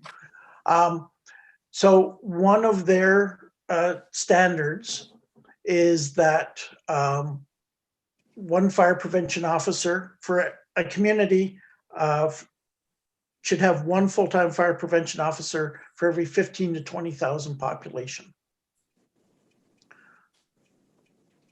So, a community of 30 to 40,000 should be looking at 2 full-time firefighters or fire prevention officers.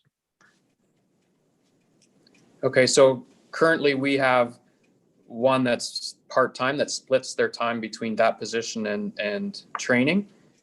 And we have a population of just under 9,000. So I'm struggling with understanding how 9,000, how we all of a sudden jumped up to a full-time requirement from 15 to 20,000 when we have half that population. So through you, Mr. Mayor, your fire prevention officer is currently meeting the minimum standards. One of the other things further on in the document is the fire underwriters survey's recommendation on how frequently buildings should be inspected. Okay. And so, currently you're meeting the provincial minimums, but in order to move towards where the FUS would recommend on inspections, and we talk in the document about taking a look at what you're currently doing and then assessing how you can move forward.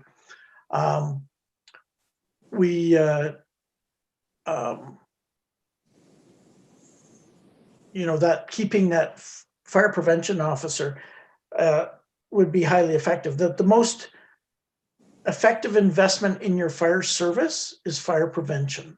It is more effective than the other investments that you make, in that it reduces the risk of fire injury and fire deaths. And that's been proven over and over. So what we're saying is you've already got a highly effective person or program. You've got a growing department. We think you need a deputy chief, but we didn't want to do that at the detriment of your fire prevention program. Okay. Any other questions from other members of council?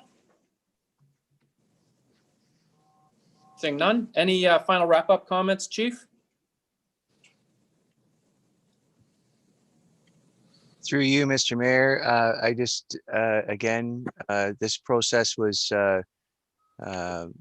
very involved, and it was very, I thought Daryl did a great job, and the committee was excellent to work with. And I appreciate council's support in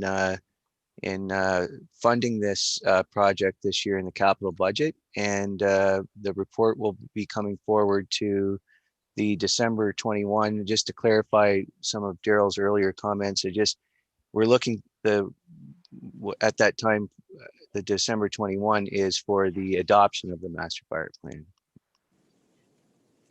Very good. I appreciate it. Gives us more of an opportunity to go through it once again with a fine tooth comb, get all our questions out to you, Chief, in advance. So thank you. If there's no other questions, then a motion then to receive that presentation. Councillor Huntley and Deputy Mayor Graham. Madam Clerk, recorded vote. Councillor Moore,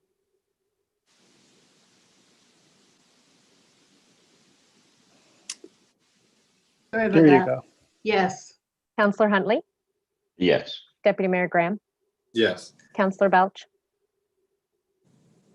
Yes. Mayor McFadden. Yes, motion is approved. Daryl, thank you very much. A lot of work and time and work has gone into this. Thank you very much for working closely with our chief to bring that out. There's been a lot of great results that you've captured within that documentation. So Daryl, thank you. Thank you. Next up is our delegations. Item 9.1, Kawartha Credit Union Mobile Solutions Center, Brad Best and Crystal Damon. Do we have Brad and Crystal available?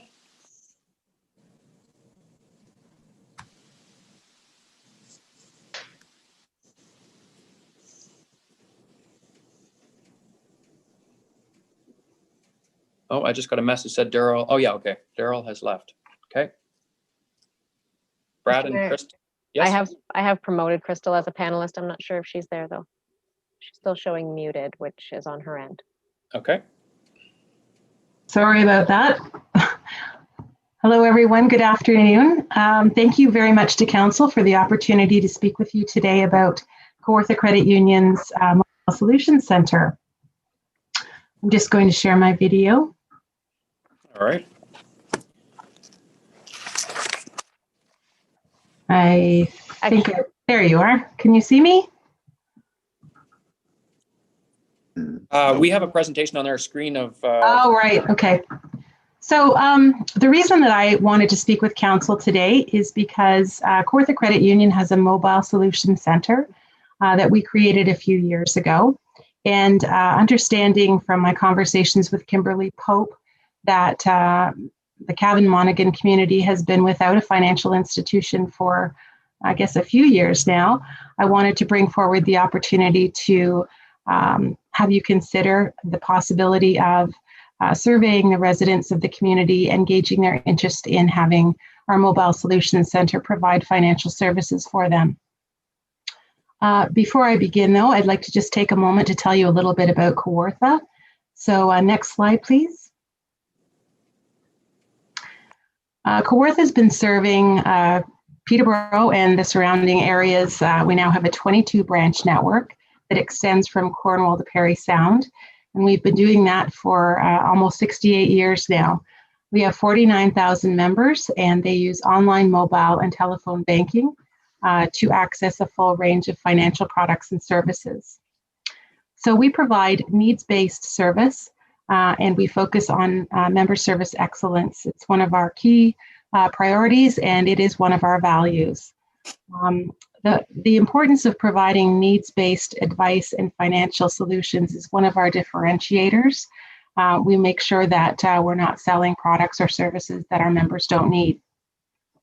And we're also proud to be able to offer access to the exchange network of thousands of no-fee ATMs across Canada. And what that means is if you are a member of Kawartha, you do not pay ATM fees. Membership at Kawartha is open to anyone who's looking for a financial services provider with a local focus. Next slide, please. Supporting the financial success and well-being of our communities is one of our guiding principles. And since 1998, we've donated approximately $3 million to charitable causes and organizations through our community involvement program.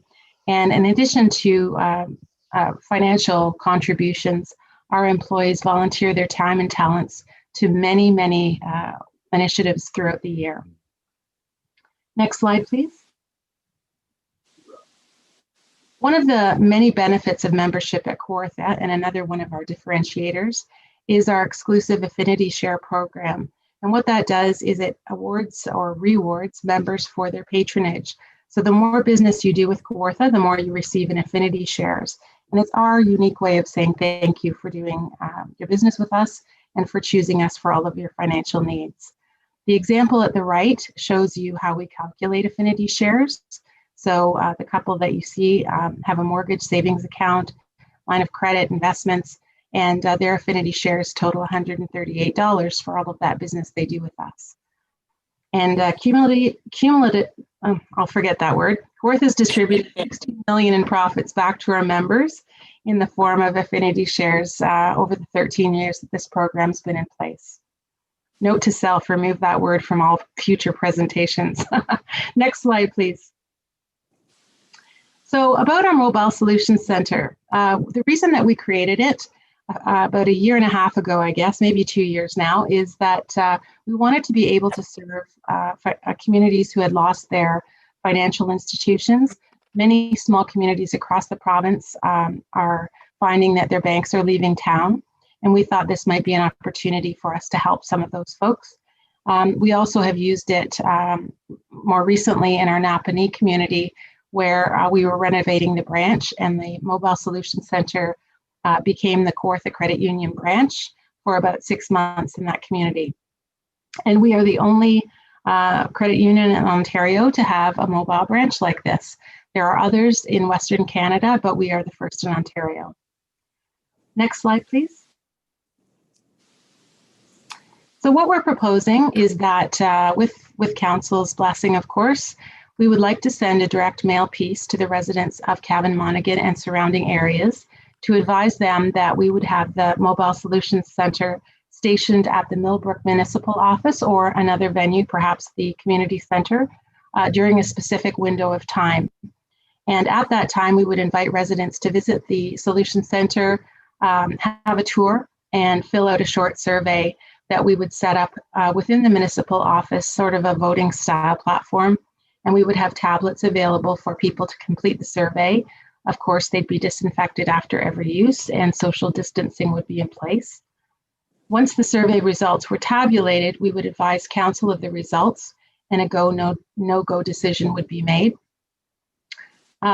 We are planning to deploy the MSC to a couple of other communities in Ontario. Omemee is going to be surveying their residents in January to gauge their interest in using the facility. And our plan is that we would provide the MSC to the Cavan Monaghan community on a rotating basis. That might be a week, that might be every other week. It just depends on what residents, the feedback they provide through the survey. The only stipulation or requirement would be that we would need power and internet Wi-Fi for all of the amenities that would be in the Mobile Solutions Center to serve members. Next slide, please. So this is a timeline, more or less, of the actions. So outreach to residents in the form of direct mail would happen in early March. A survey and tour of the MSC would happen all at the same time. The thinking there would be the MSC would be parked in the parking lot. We could offer hot chocolate, coffee, what have you, and have people, some of our staff give outside tours, external tours of the Mobile Solutions Center while they wait to enter the municipal building to fill out the survey.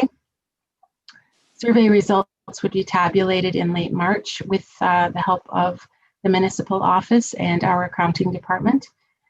Results would be delivered to Council in April, and at that time we would make a decision on whether or not the key metrics that we've identified would be appropriate for delivering the Solutions Center to Millbrook on an ongoing basis. Some of those key metrics include membership growth, obviously, and also we would want to make sure that we're providing the services and products that those community members would need. Next slide, please. So these are some of the materials that we have mocked up for your review. Obviously, all of the copy is subject to change, but we wanted to give you an idea of what that outreach looks like. This is the direct mail piece, could be signed by the mayor and deputy mayor if appropriate. It would be delivered to probably a 10 to 20 kilometer radius around the Cavan Monaghan community, and would let them know that the survey and the tour of the MSC would be happening at a specific date. Next slide, please. This is an information sheet that we have provided to other communities when we've given them the survey by mail. If I could ask you to click on the link at the bottom to watch a short video about the Mobile Solutions Center. Thank you.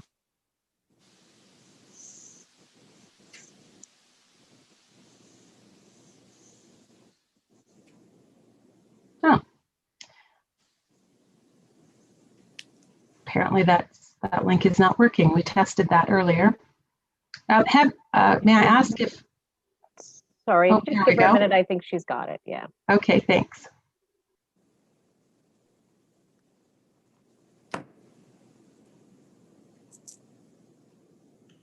I think you'd have to go to the presentation itself, Cindy. I don't think it'll launch out of the PDF. PDF.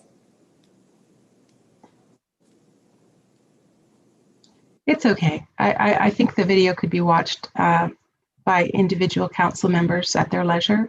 It just gives you a sense of what the Mobile Solutions Center looks like, the amenities it offers, and just the general size of it. So I would ask you to look at that link when you can. The next slide, please. This is a sample of the survey that we've provided to other communities. It gives a brief introduction from the mayor or other member of council, and it basically provides that endorsement that this survey is credible and that the community council is aware that it's happening. The survey itself is very short. It asks a series of questions about banking habits and about products and services that might be desired by members of the community. It also asks the question, how often would you want the MSC available? And if you're not currently a member of Kawartha, what would it take for you to switch? We know that many residents of Cavan Monaghan are currently members of Kawartha, but we also know that they would really appreciate having a financial institution right in the community for their convenience. And as I said before, when we used this in another community for 6 months, the residents took to it immediately. And at first they were, probably impressed. It was kind of novel and unique. But then when they realized it actually does do what I need it to do, they were very happy using it. And some said they were even sorry to see it go. So we were really pleased to see that it satisfied that need. And I have no hesitation that the residents of Cavan Monaghan would find the same. Next slide, please. So I'll open it up if council has any questions. Very good. Any questions from members of council? Councillor Moore. Through you, Mayor, just one question, please. And that is, I noticed you have stairs going up to it. Do you have ramps also that go into the mobile unit? Yes, I'll answer that question through the mayor. We do have, when you click on the video to watch sort of the tour of it, there is a ramp that comes down from the side of the unit, and it is a wheelchair accessible ramp. Okay, thank you very much. Councillor or Deputy Mayor Graham. Thank you, Mayor, through you. Thanks for the presentation. Just out of curiosity, for those communities where where there has been the interest expressed, etc., what is the potential frequency that the unit would be in the area for utilization by the community should it be successful? Just out of curiosity.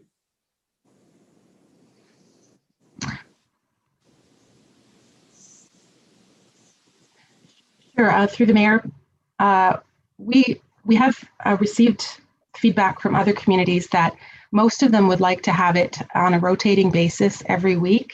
So it could be in the Cavan Monaghan community, Monday, Tuesday, Wednesday, Mimi, Thursday, Friday, Saturday. What we will do is listen to the survey results to see what the community would prefer. we will devise a schedule around that. At least weekly is what people have indicated they would prefer. Okay, thank you. Very good. Further questions?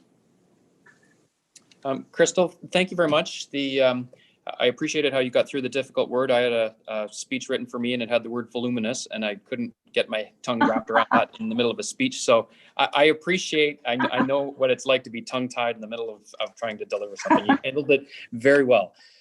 With regards to the mobile banking opportunity, I recognize and appreciate you're going to get the word out via mail and doing the survey. My concern is this, is that residents are not necessarily going to appreciate the value of that mobile banking opportunity. And I can say that given that I did the tour of the mobile banking center when it was at your office in Peterborough, and I was absolutely blown away. It was incredible of what it offered beyond just a bank machine. You had the actual ability to sit down with a banking associate and go through all of your information. It was fully wheelchair accessible. I'm concerned a lot of that may not necessarily get captured in your results. So I was just wondering if there's a different approach. I know you're doing some tours, but how do you get people interested to come out and realize it's more than just a bank machine?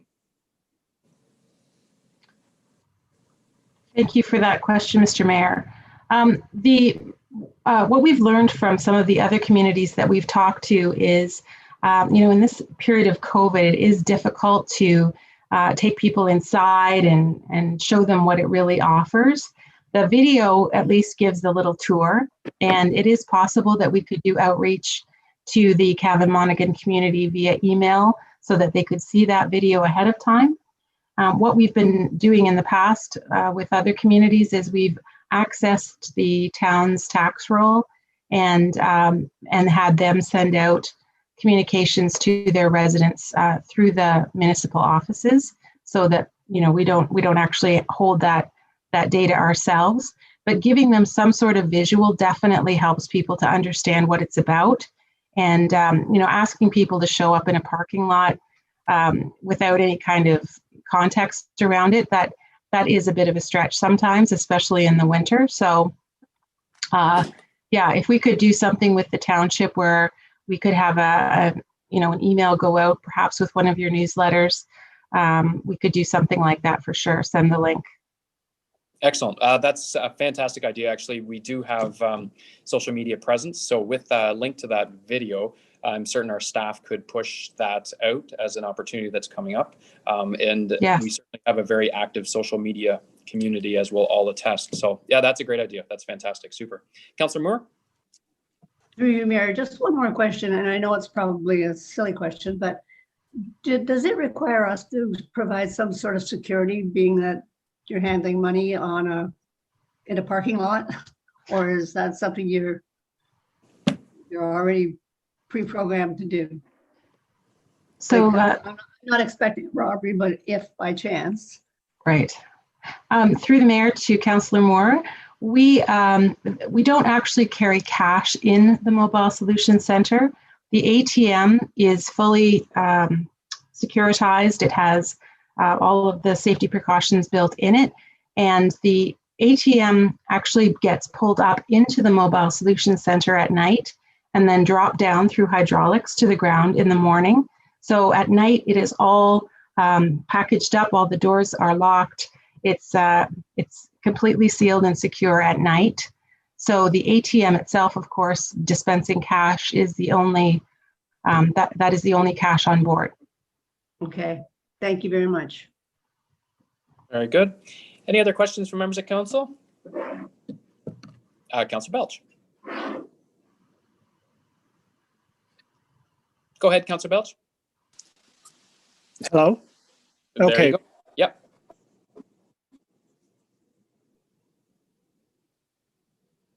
Oh, we might have lost Councillor Belch. Thank you. Councillor Belch, if you can hear me, just shut off your video temporarily. Lost. Yeah, can you shut off your, Councillor Belch, can you shut off your video and just try the audio, because it's all breaking up? Oh. Yeah. We'll try shutting your video off and we'll just see how that works.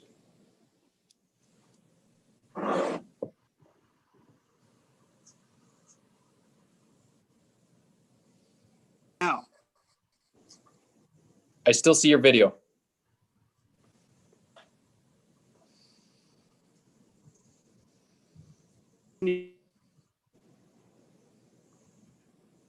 It was just a comment. Okay, go ahead. We heard that. Okay, just a comment that I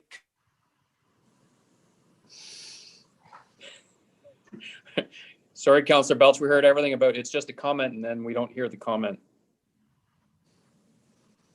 Oh. We may have lost Councillor Belch.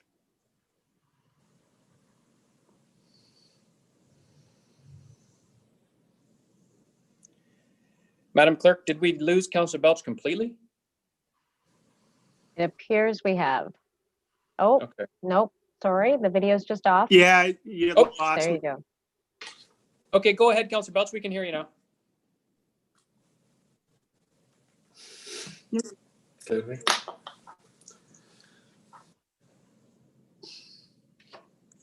Okay, maybe not. All right, sorry about that, Crystal. You're going to have to wait with bated breath to understand or hear Councillor Belch's question. I'm sure he'll call you later. Thank you. You're very The welcome. need for Oh, Councillor Belch is back. No, Councillor Belch is not back. I guess just a question to staff. Staff, are you looking for specific direction beyond receiving the delegation? presentation. He's kind of back. Ms. Hurley? There's an opportunity here for setting Yeah, up. I know they're looking. yeah, I'd like to. Oh, okay, go ahead.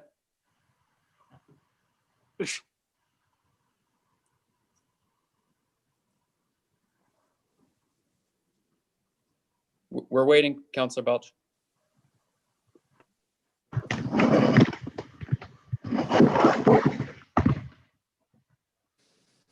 Hello. Oh, there we go. We can hear you. Okay. I think it's of value to move ahead with this and see if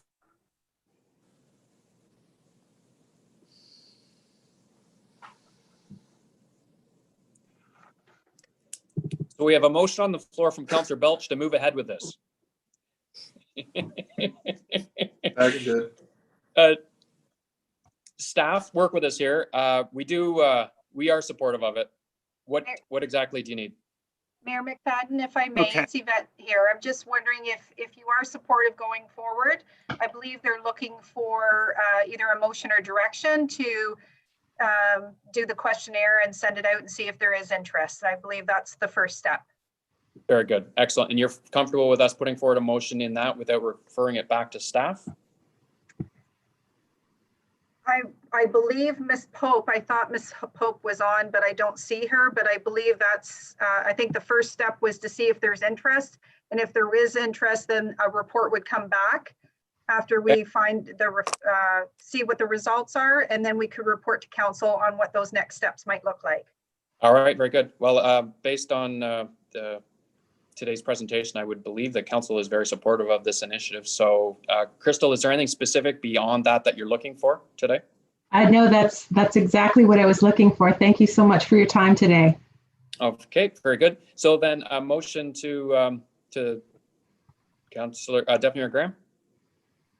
Yeah, I can come up with the vernacular if you want. Just a motion to the council support the submission of the survey and that direct staff to work with Core, the credit union, and the various parties to support the distribution of that survey and come back to council with a report with the survey's findings. Excellent. We got a mover. Councillor Belch, you were supportive? Is that a seconder? Okay, I saw Councillor Huntley. Oh, yes. Madam Clerk, recorded vote. Councillor Belch. Oh dear. I had him for a second. Okay, Councillor Huntley. Yes. Councillor Moore. Yes. Deputy Mayor Graham. Yes. Councillor Belch. Yes. Yes, Thank you. Mayor Hey. McFadden. Yes. Motion nice has try in imitating my voice. First time he gets through.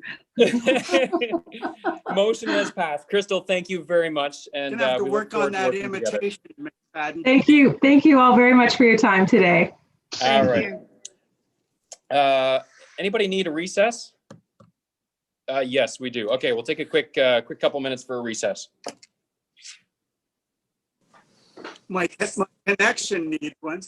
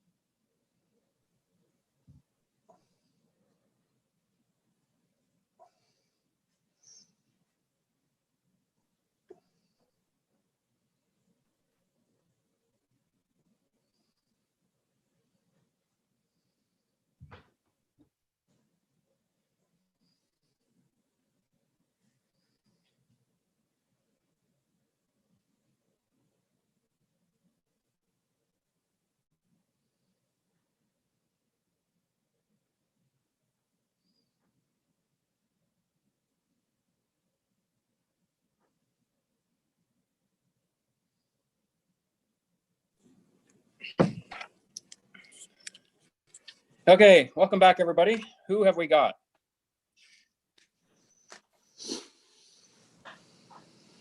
Got Councillor Belch yet? Mr. Mayor, we do have Councillor Belch. Okay. He should be able to unmute himself. I believe he's not via phone, although he might be on his cell phone, but we should just maybe test that to make sure that he can unmute himself. Councillor Belch, can you click the unmute just so we can hear you?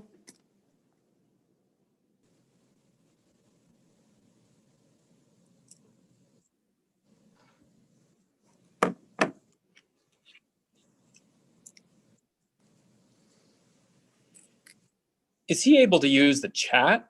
Like, can he respond via the chat? There you go.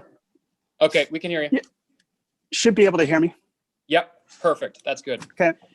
Okay, excellent. All right, we will resume our regular council meeting then, and we are on minutes. Item number 10, 10.1 minutes of the regular council meeting held November 16, 2020. Can I get a motion to adopt those minutes? I see Councillor Moore and Councillor Huntley. Madam Clerk, recorded vote. Deputy Mayor Graham, Yes. Councillor Moore, Yes. Councillor Huntley, Yes. Councillor Belch, Yes. Mayor McFadden. Yes, motion is approved.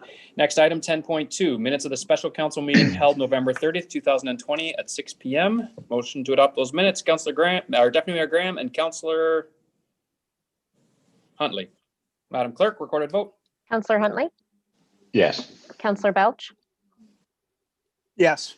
Deputy Mayor Graham, Yes. Councillor Moore, Yes. Mayor McFadden. Yes, motion is approved. Next item, 10.3, minutes of the special council meeting ORV held November 30th, 2020 at 7 p.m. Deputy Mayor Graham, it's moved, second by Councillor Moore. Tim. Madam Clerk, recorded vote. Councillor Moore, Yes. Councillor Huntley, Yes. Deputy Mayor Graham, Yes. Councillor Belch, Yes. Mayor McFadden. Yes, motion is approved. Minutes from committees and boards, item 11.1, Catamount Public Library minutes of the meeting held October 20th, 2020. Motion for those minutes, I got Councillor Belch and Councillor Moore. Madam Clerk, recorded vote. Councillor Belch, Councillor Belch, Yes. Councillor Huntley, Yes. Yep. I'm here with you. Yes. Councillor Moore, Yes.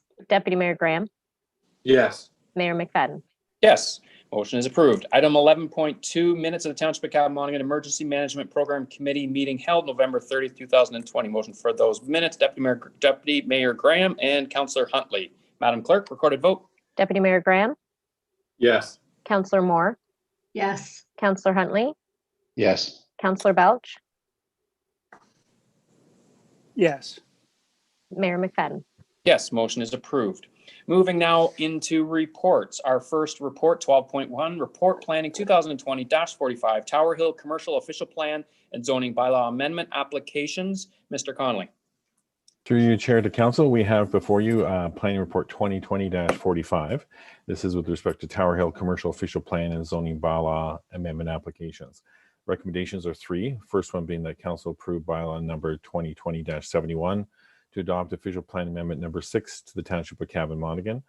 2, that Council authorize the submission of the adopted official plan amendment to Peterborough County for review and approval. And number 3, that Council approve bylaw number 2020-72, a zoning bylaw amendment to implement the policies of the official plan amendment number 6 as presented in the report. Very good. Questions from members of council. Councillor Belch, I can't see you, so if you have a question, by all means, interrupt me for the floor. Okay. Question, go ahead, Councillor Belch. Do you have something? Not at this time, no. Okay. Just that it's nice to see it's finally getting to the approval stage. Yes. Any other councillors? Councillor Huntley. Through you, Chair. Obviously, this thing has gone through numerous cycles and been back and forth a few times. And I think, you know, within the public meeting, and I think if we look, you know, some of the recommendations that came out of the public building or meeting were, you know, the public was definitely not in favor of things like drive-throughs or anything like that. You know, and so I guess the question is, I think it is the right spot to put a piece of commercial property, but I think the problem we're going to run into is what exactly are we going to put on this piece of commercial property, or allow to be put on this piece of commercial property? You know, and I believe there's been talk of everything from car washes and gas stations to, you know, drive-through restaurants. So at what stage do we say no to those things and, you know, yes to other things? So I guess that's the question for you, Mr. Connolly. So through you, Chair, to Councillor Hunley. At this point, what we have is, so you have an application with some history, and Karen Ellis is certainly here and can provide some of that background. And I also believe Vanessa Simpson is here as an attendee on behalf of the planning consultant, IPS Consulting, to give any more detail.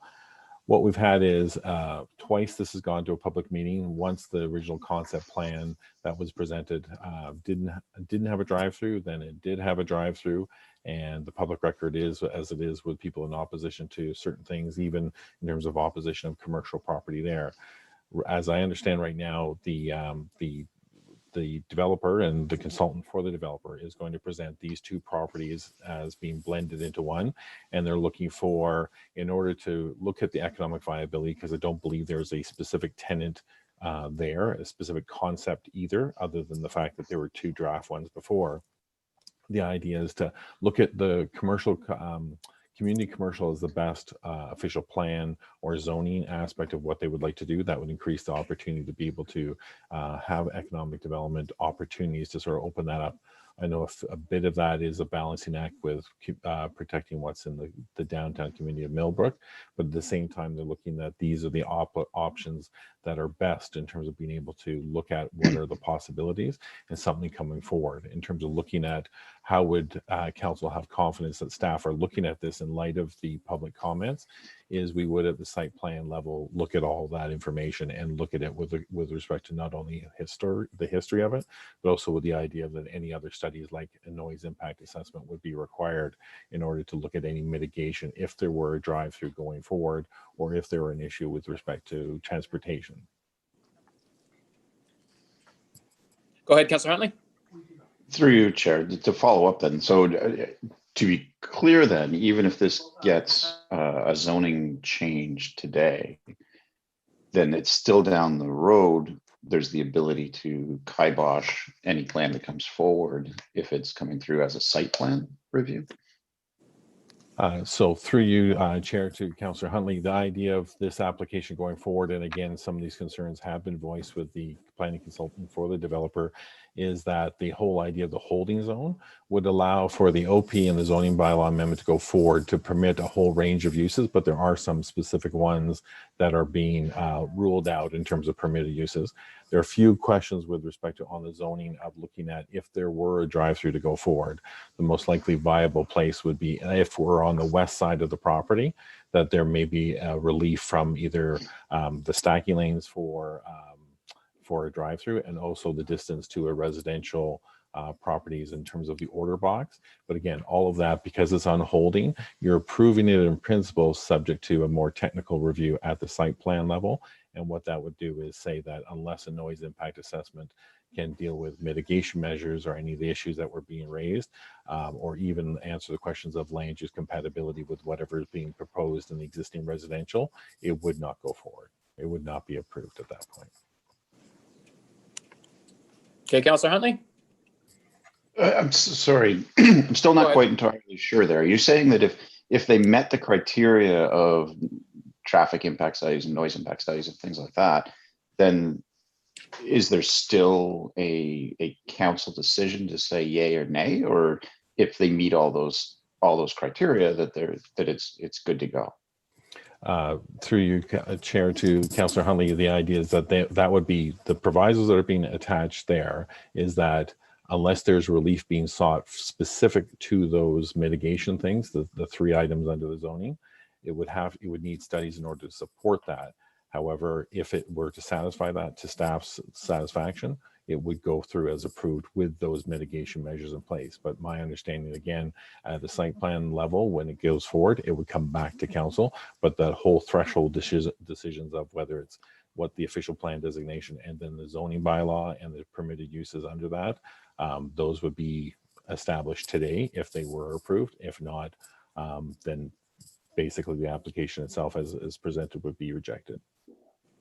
I hope I've answered your question there. Still not yet. I'm still, I'm not convinced that there's an opportunity still to say no. Like, I think the community has spoken pretty loud and clear that a, you know, drive-through is not what they're looking for.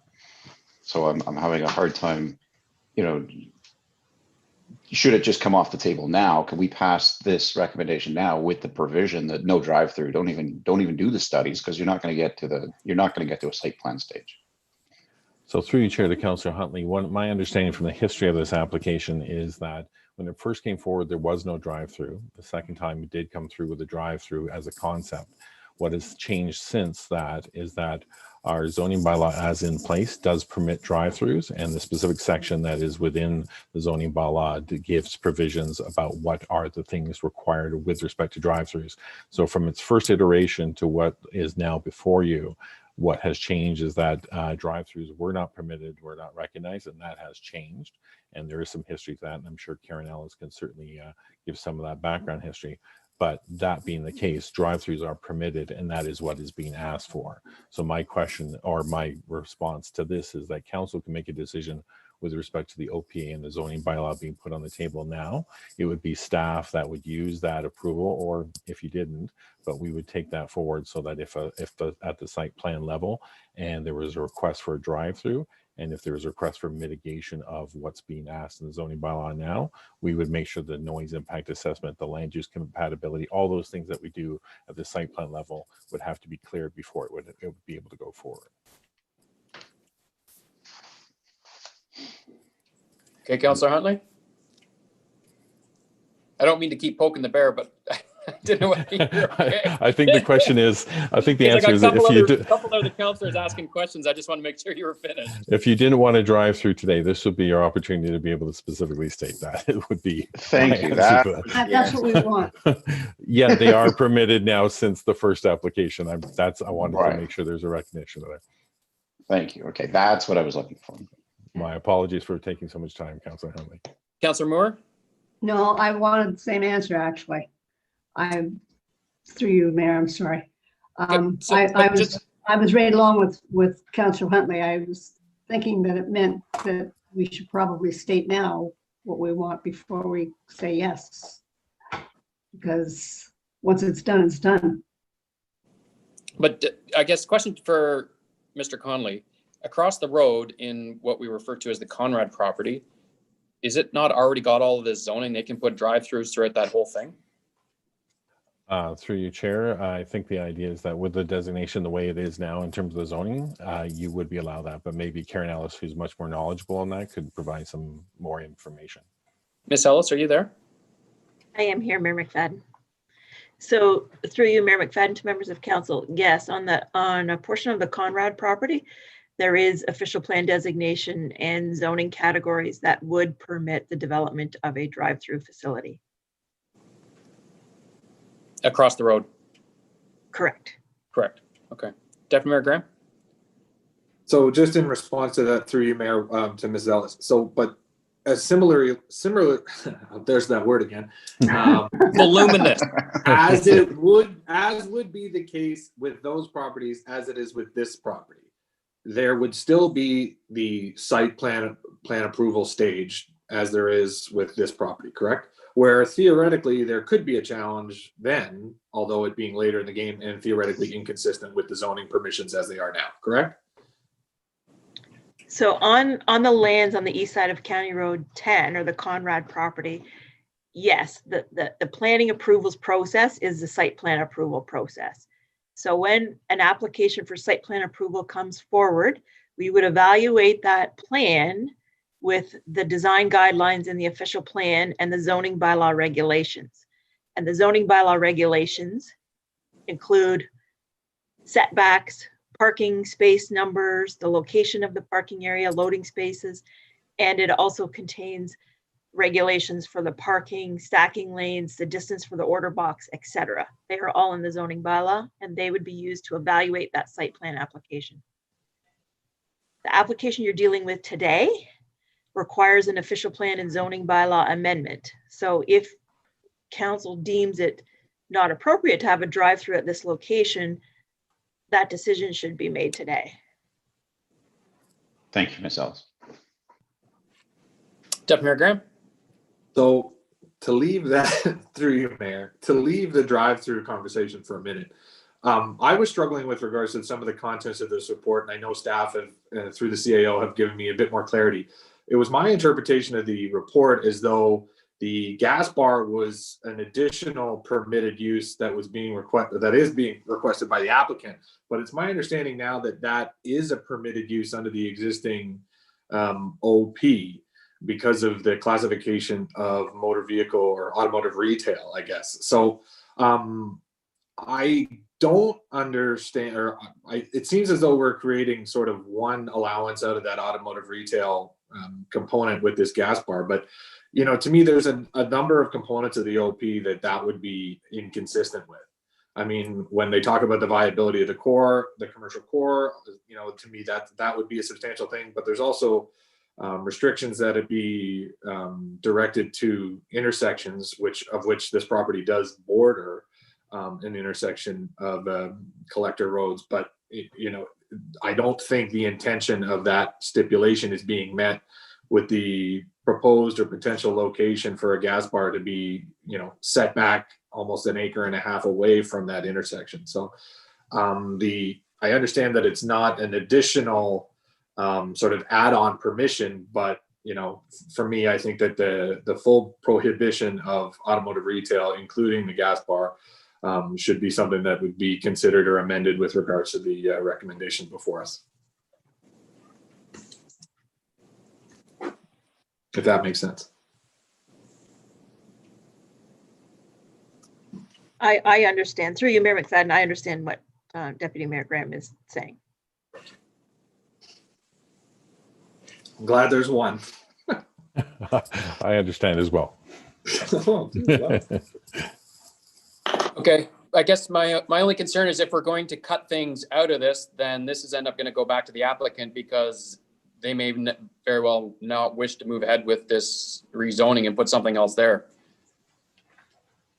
And I think that's, sorry, through you, Mayor, I think that's fair enough. Like if you know, we as a council don't want to see drive-throughs and gas stations at this corner, then it should go back to the applicant to reassess whether they really want to invest in the different studies that are required of this piece of property for something different. Yeah, because they very well not wish to do the rezoning.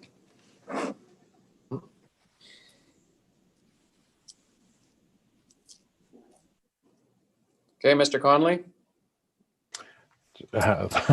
I'm in your hands in terms of how to proceed. You have before you the recommendation from staff, a report that sort of goes in and out of what, you know, there are a few things that are in here, things like financial institutions, professional offices, those sort of things which aren't permitted in this zoning, but we see that based on staff's recommendation that it's the type of thing, just given recent experience, that we would like to see from a community's perspective. We see the benefit in the broader community. That's why the C5 zone versus others. Taking a look at the uses that are permitted there, if that's not something, drive-throughs are permitted, and if that's something, and gas bars as well. So if that's something that, again, council doesn't wish to do, then I think we're back to what's before council. And if you in your wisdom feel that it's just not this is not the place for it, then you were there to make your decision. You have the advice and recommendations from staff, and then we would take whatever the will of council is and implement that. Well, I know we just literally had a delegation with regards to a bank and they're trying to bring in one for a mobile. If anybody's seen new banks, majority of the new ones are all going to have drive-throughs. So if we're going to rule out drive-throughs, then we might as well rule out trying to attract a bank into the area. And across the road, there already can be drive-throughs. So I'm not really sure what mountain we're trying to stop here today, because there is going to be drive-throughs across the road. So I'm not sure whether it's the specific location, but to suggest that it's taking away from the downtown core, we already lost the bank. So that was a really bad idea to say they can only go in the downtown. So I'm really concerned that we're really minimizing options. It sat there vacant already for 2 years. It hasn't done anything. And I'd like to see this moving on. So I'm not, if it's specifically the gas bar, that's one thing, but to start pulling apart all of the others I don't see it as a worthwhile exercise. I'm not sure what trying to accomplish. Councillor Moore, I saw your hand. Oh, you're mute. There we go. Sorry, I didn't mean to raise my hand. Oh, okay. Well, you had the hand waving and everything. I thought you were quite I upset. had a scratch by my ear. Well, through you, Chair, to Council, I guess as part of your considerations and deliberations on this is that even with a gas bar, is a possibility that you'd have a drive-through there. The notion of the restrictions as they were echoed, or at least as they were animated in the zoning bylaw, was the notion that if it were to have a drive-through plus another professional buildings, you'd probably have the professional buildings that cluster on the eastern portion of that property, therefore not so much on the west. And if there were another thing like a drive-through on the western side, that's where you would be looking for the relief around the stacking, around the order box, and some of the landscaping. But otherwise, you have before you an application that, as it stands, we do see an opportunity, broader benefit to the community to have financial, even though that isn't a permitted use now. We also see the opportunity that we would like to, as a community, attract, medical professional offices, because those opportunities are limited in the downtown. It's not that we would like to. I mean, it's a balancing act of looking at what can we help and protect within the downtown, but also what can we promote so that we don't lose it entirely from the community. And those are some of the things before you now. What has changed is drive-throughs are now permitted, and it's my understanding that there was a delegation made shortly after the last time public had voiced their opposition to drive-throughs within the community. That's why we basically included language now that allowed drive-throughs in certain situations. But that's all for your deliberation for what you have in front of you today. Very good. I guess I'm looking to council. I'm trying to understand what's the opposition to drive-throughs. We already have them in the township. We decided we didn't want them in Millbrook. This is not Millbrook. This is outside of Millbrook. So where are we going with the drive-through issue? I'm not following. Councillor Huntley? Well, through your chair, I mean, it's outside of Millbrook until we do the ward boundaries, and then it's in Millbrook. So Millbrook doesn't want drive-throughs, and Millbrook has made it pretty clear they don't want the drive-throughs in this location specifically. And part of the issue with this location is the aesthetics and how it leads into the village. If there happens to be a drive-through on the other side on the Conrad property in the future, which is still in the future and a complete unknown whether it will or won't be anything developed over there. I mean, there might be ways to build it into the landscape a little bit better. At that location, there is no option. Like, it's a very small plot of land that's, basically the gateway to the community. Okay, so it's more just specific to that corner. Yeah, because they're absolutely. It's more specific. Because there can be drive-throughs across the road, and to suggest that they're not going to happen in Millbrook, if that's so calls, that they're already zoned. They will happen as long as they follow what they need to. That's too late. That horse has left the stall. So if it's just specific to that location, then that's different. Well, I do believe the horse has left the stall, because we have actually heard that, from a site plan perspective, we can still say no. I mean, as a council, we have the ability to approve or disapprove of this stuff. And I think, from my perspective, I don't want to see a drive-through at that location, or a gas bar for that matter. And, if we need to add those to the uses not permitted, under this, C51 or whatever this thing's called, then, let's do that today. And then give the developer of that property, the message that these are the things we're not looking for at that location. Yeah, like a commercial medical building would be perfect there, as long as it aesthetically fit in. But we're saying no to a drive-through and no to a gas bar, or at least I am. I mean, I don't know how the rest of council feels. I don't know, quite frankly, if we had the opportunity for a financial institution of that corner and they wanted to drive through, I would sign them up yesterday. I have no issue with regards. I mean, it beats a mobile bus driving around our township offering banking services. So again, that'd be an ideal location for a walkable bank to the Highlands. I think it'd be fantastic, but they're going to require a drive-through, and us saying no just means they're not coming. And we had the bright idea that we wouldn't let drive-throughs downtown, and we also restricted banks to only being downtown, and that really hasn't gone well for us because TD left. Now we don't have a bank. So I don't think we're serving the community well to suggest that we don't want a bank and a drive-through at that location or across the road. And if I understand correctly, as long as they meet the terms and conditions of the zoning within a site plan, you can't reject, in my understanding, you can't reject a drive-through simply because it's a drive-through if it's already approved in the zoning and they meet all the conditions. I don't know, I've looked at Mr. Connolly for clarification, but I don't think you can just flat out reject a drive-through if they've met all the conditions. Well, through your workshop, that my conversation about in terms of with this particular one, saying at the site plan level that we would look at, because there's a holding zone, we would that because there isn't a specific drive-through being proposed. In fact, there isn't really a concept now other than what we've seen in the past. You almost have to unforget it. The only thing I would ask is, as we go deliberating through this, is that through a public process and the zoning, we did include drive-throughs. My only question would be that if you don't do that for here today, we as staff, and me in particular with my team, would like to know, if not here, then where.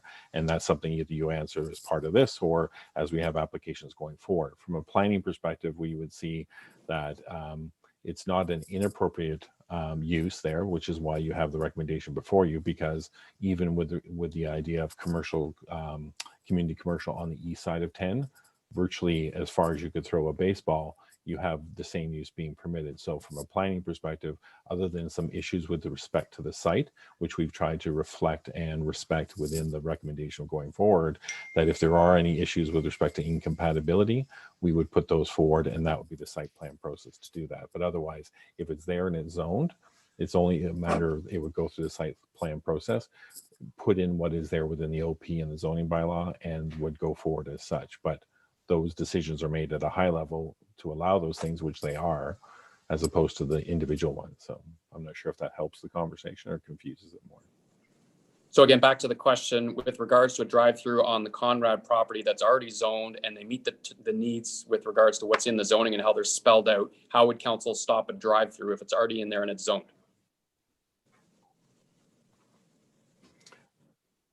Say, I'm Well, sorry. sorry, but through Mr. Conlon, but you've already said that we don't approve the site plan, then we don't approve the site plan. Why bring us a site plan to approve if we don't approve of it? Well, through the chair to Councillor Huntley, where it is permitted, we would not be bringing the site plan to council for final approval. That would be done at the staff level. The reason being that the public process and the official plan, all of those things have happened through the official plan and those policies. You've already made that deliberation. Either you as a current council or previous councils have said in the official plan and in the zoning bylaw, in those two documents, you've given direction to those areas where you would approve it and wouldn't approve it. Specifically to the Conrad property on the east side of Highway 10, you've already made those deliberations. It's already zoned that way. And at the site plan level, we would simply be implementing decisions that were made by council in the OP and the zoning bylaw. You have before you a unique position here where it is currently zoned residential, and the applicant proponent is looking to make it commercial and looking to see how they can look at a number of options, a wide variety, because you don't have a concept plan. If we had a concept plan, as was done before, and those two went forward, those things went forward, you had opposition at the public meeting, so that's not there. So what the applicant is looking for is what you have before you in the absence of a tenant, in the absence of a specific concept plan and a layout, looking for that threshold at an OP and zoning bylaw, which is kind of what is on the Conrad property, to give that approval. They have asked for a few more permitted uses. We have done our best to protect the downtown core, and we do from drive-throughs. And certainly we look at the idea of preserving those things within the downtown core that we like financial institutions and professional offices. But because there are limited opportunities, we feel that it's appropriate that you could expand the number of permitted uses to include those too. The drive-throughs is something that is now what's now changed since this application versus previous applications is drive-throughs are permitted in the OPN and the zoning bylaw. So it would be a surprise for an applicant to say, if I'm asking for this and you're allowing me to change the zoning, you're just not allowing me to put a drive-through, which is in that. That's the confusing part. And that's why I would go back and say, if not here, then where and under what conditions. And just for clarity, regardless of how the ward boundary discussion goes, the corner of Fallis and County Road 10, it's not in downtown Millbrook. It won't go there. It doesn't change the zoning component. It's still going to be referenced as the other employment area. It's not downtown core. So that it doesn't fall under the no drive-through component. So that's a redo of your zoning completely to try and change that. Councillor Huntley? So through you, Chair, though, but I mean, you're saying already that the applicant is asking to include things that are typically not included in this bylaw. So if that's the case, then why can't we exclude things that are included into it? It's the same argument. well, if that's for me, through your worship to Councillor Huntley, you can do that. But what it would do is mean that when you have, and this is where I would ask again for direction, when does our OP and our zoning mean exactly what it says, which is we would bring these things forward. And of course, you're well within your rights to be able to take those uses off as you see fit. The only question is, we don't have a specific drive-through being proposed. We're simply saying, the applicant is saying, if there were a drive-through, which is already permitted, these are the things we'd like to see. And if we have to have some mitigation because it's a small piece of property and where we could possibly site a drive-through, that would be the thing that they're looking for. And we've said at the site plan level, in order to safeguard and be sensitive to some of those uses and some of the discussions that are happening now, that's the kind of thing that we'd be looking for at the site plan level. I guess if I can make a comparison, right now there's community commercial on the east side of Highway 10 for a property of which there is no application at all for, no concept, no nothing. And a drive-through, you wouldn't even see that because the current zoning allows drive-throughs, and we would only at a staff level through the site plan process approve that based on what is in the OP and the zoning bylaw.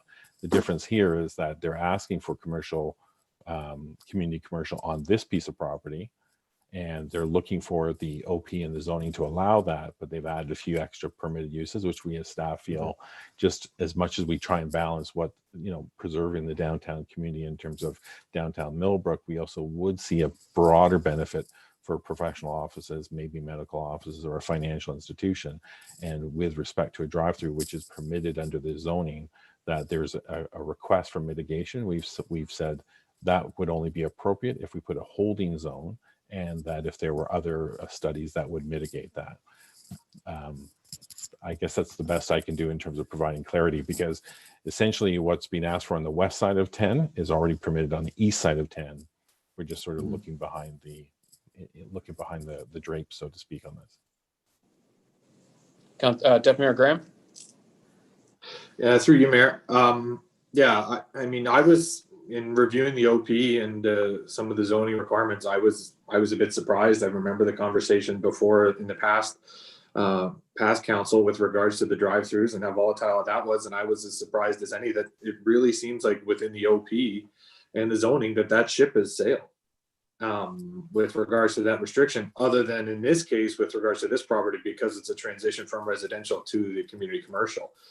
So I mean, I understand the mayor's point with regards to financial institutions. If I don't necessarily think that there's much in the way of opportunity for a financial institution. So, but I think that as well, based on the zoning requirements of past councils, that, we've opened the door for that. And I don't think there's any looking back. And there are pros and there are cons, but that's how we're set up to move forward. Well, and when it came to the gas bar circumstance within the OP, to me, there are still limitations, which are, we would be consistent with the OP for that within the community commercial designation. And I just thought that was an easier thing to remove. But when it comes to the exclusion of drive-throughs, I just don't see how it would be consistent with the zoning and the OP that we have, recently updated. So that's where I stand. I don't stand in firm opposition to drive-throughs. I hope for the best, and certainly, staff's aware of the sensitivities of these things, but there could be benefits to certain businesses with this flexibility, and there is nothing in place and no short list of people chomping at the bit to have that sort of facility incorporated into this development. I mean, there are no tenants or no potential tenants for that specific entity yet, but the zoning has allowed for that opportunity to be considered across the street. And to the mayor's point, if it's consistent with the zoning, unless you're making a zoning change, then that's a different conversation altogether, I guess. But that's from the legislation or the policies that I've seen, that it's been made appropriate. So that's what it is. But when it came to the gas bar inclusion, to me, it's not necessarily required an allowance under this for this special consideration or rezoning. So that's why I'm in opposition to that. But I don't feel there's much in the way that we have much of a leg to stand on from the zoning updates when it comes to a drive-through facility. Okay, so I'm getting a sense around the table where we're sitting. I haven't heard from Councillor Belch at this point, but what I don't like doing is I don't like dissecting a report and going through all the intricacies of the various parts. So I'm uncomfortable starting to pull stuff out and add stuff in. So I got one of two choices. I can either take a recess and just let this sink in and understand, give chance for staff to get the snorkels out so they can take a breath and breathe again. Or we can defer on the report and bring it back at the next meeting. But I would like to have a conversation with regards to some of these recommendations and understanding. If I understand Councillor Huntley and Councillor or Deputy Mayor Graham, they're consistent on the do not like the idea of a gas bar. Has anybody else spoke specifically to the gas bar component? No. 2, okay. And as far as the drive-through, Councillor Huntley doesn't like the drive-through. Councillor Deputy Mayor Graham has no issue with the drive-through. I know I don't have an issue with the drive-through. Am I missing anybody's opinions at this point to try and give staff an opportunity to take 5 and wrap their heads around it? Does that capture everybody? Councillor Moore? I personally think we either have to be all in or not in at all. I don't think we can start dissecting. Who's to choose? How can we choose? Okay, Like, so leave we it as either- is. Well, we either are or we aren't. Okay. I don't think we can pick and choose. I might be wrong, and I know Councillor Huntley would totally disagree with me. But one question I do have though, when the original debate about the drive-through, was that not a safety issue that they're more concerned with by the location with backup of traffic more than anything else? Through your chair to Councillor Moore, I think Karen, because she's actually attended those public meetings and was there, she could be able to answer that one specifically. Okay. Okay, through you, Mayor McFadden, to Councillor Moore.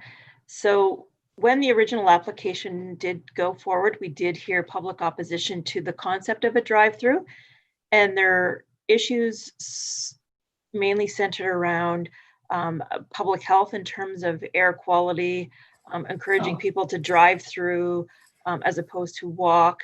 There is the issue of the location of the order boxes and the stacking lanes, cars idling, and then the noise, and traffic was part of that as well.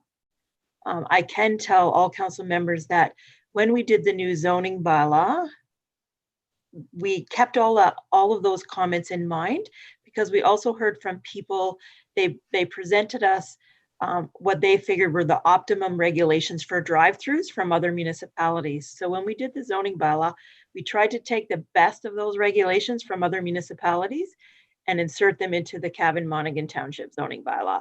So that's why you have a 30-meter setback from the order box in the stacking lane to residential land uses. That's where those regulations came from. So Okay. Thank you. You're welcome. Deputy Mayor Graham? So, sorry, just for clarity on that, Karen, if you don't mind, through you, Mayor, but isn't within the special regulations that those sorts of setbacks and requirements? I mean, if it was 30 meters, now it's down to 18, is it not? Like, I'm just, like, if we adopted them to include them and then just altered them after the fact, I mean, we didn't really uphold those. I'm just point of clarity on that. Through you, Mayor McFadden, to Deputy Mayor Graham. With the draft zoning bylaw amendment before you today, that zoning could allow a setback of 18 meters from the stacking lane and the order box. It would only allow those reductions from 30 meters to 18 meters if they do a noise impact assessment. And if that noise impact assessment says there's no adverse impact, or B, there is, and here's how you mitigate it, and see that you can mitigate it and the developer's willing to mitigate it. So we as in the corporate council would not lift the holding provision and approve a site plan until A, it met the standard regulations of the zoning bylaw or the reduced regulations with the appropriate mitigative measures in place on the site plan. And if I can, that would only be for this specific property, not Yeah, across right. the board. Yes. Of course, yeah, fair enough. The one other thing, Chair, through you to council, was that we saw in bringing this forward, there were also some other things, permitted uses within the zoning that's being requested that we didn't see as appropriate. And that's why one of the things under B in the zoning bylaw amendment that's being requested is we wanted to rule out land uses that the applicant is not looking for, and also things that we don't see, even though they would be permitted in this through the zoning. Things like a commercial greenhouse, industrial equipment rental establishment, motor vehicle sales and rental establishment. We did not see that, even though they were permitted. That one, the applicant is looking for that, and two, that we did not see that it was appropriate for this specific property either. Councillor Huntley? Through you, Chair, like how could staff just decide that things are inappropriate like that and put that out there when we're saying that something like a drive-through is inappropriate? Like, I think a greenhouse would be fine there, Well, but that through you- didn't come to us. Like, I'm very confused at this process now on what can and can't be included in these things. Well, through you, Chair, to Councillor Huntley, that's what would those things would be allowed, specifically the applicant, and in discussions with the applicant of what was not being asked for. In other words, they are permitted uses, but they're not being asked for on this particular one. That's what's being driven. That's what was requested, and the idea is who can make that determination. That's before you, council. That is not staff. So staff is making sure that there's transparency and making sure that that's being put forward, that these are uses not being asked for. And if it gives any sense of comfort of, even though there was a wide menu of things that could go there, these are 3 things that would not go there because they're not specifically being asked for the applicant. So it's not to confuse the process at all. It is simply to say that in looking at this, there were permitted uses added.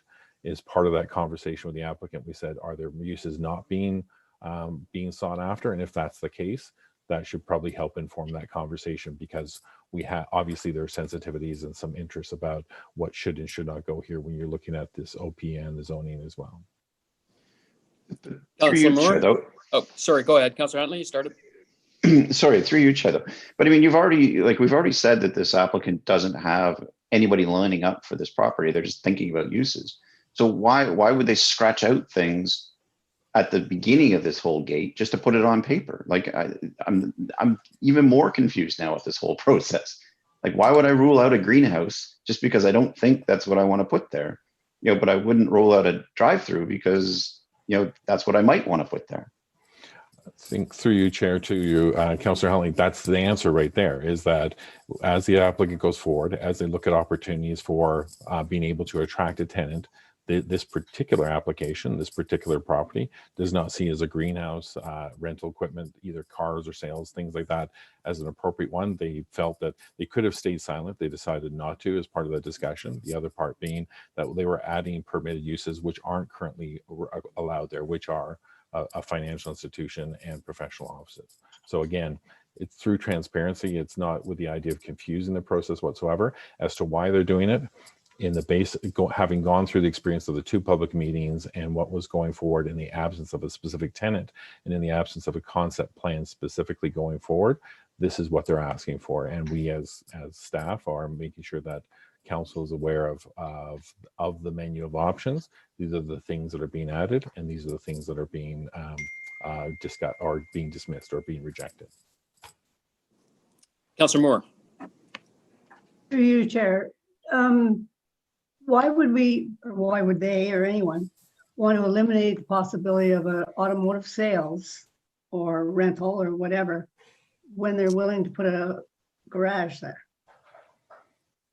Like, think about what Norwood does for sales, or Campbellford, and why wouldn't Millbrook, like John Tinney used to have, do wonderful with sales in this location?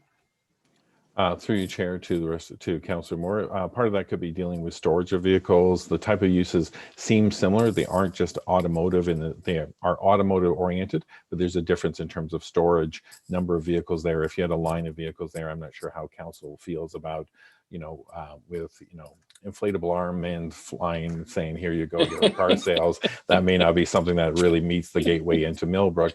The other part being that it really is up to the applicant to decide what they want to include and don't include in this particular way and where they're marketing it.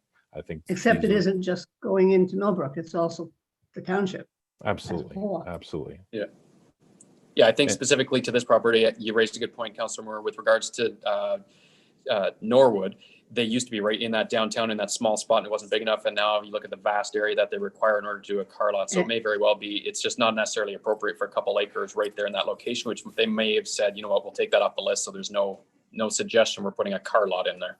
And if I refer back to the report, it is just a little over 2 acres when they combine the 2 properties into one. So again, with restrictions, separations, Not enough acreage. It may not be. I'm not an expert on that, but yes. No, it's not enough. I have 1 acre here that used to be an automotive shop, and it's not enough for a car dealership. So you know well better than I do. However, the blow up man can still go there.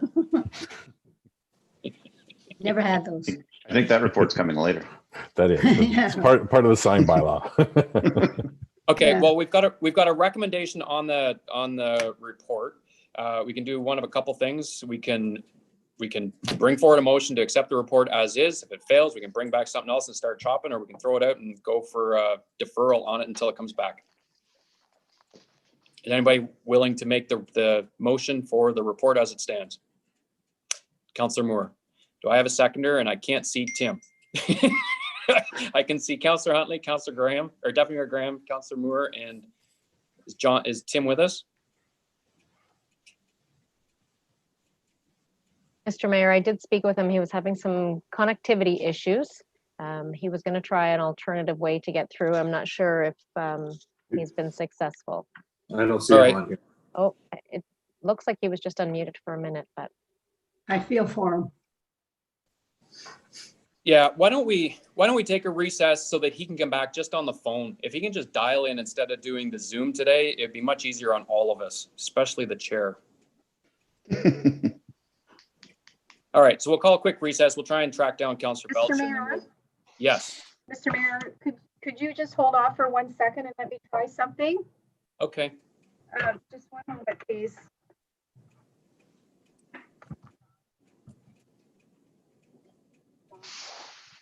Okay.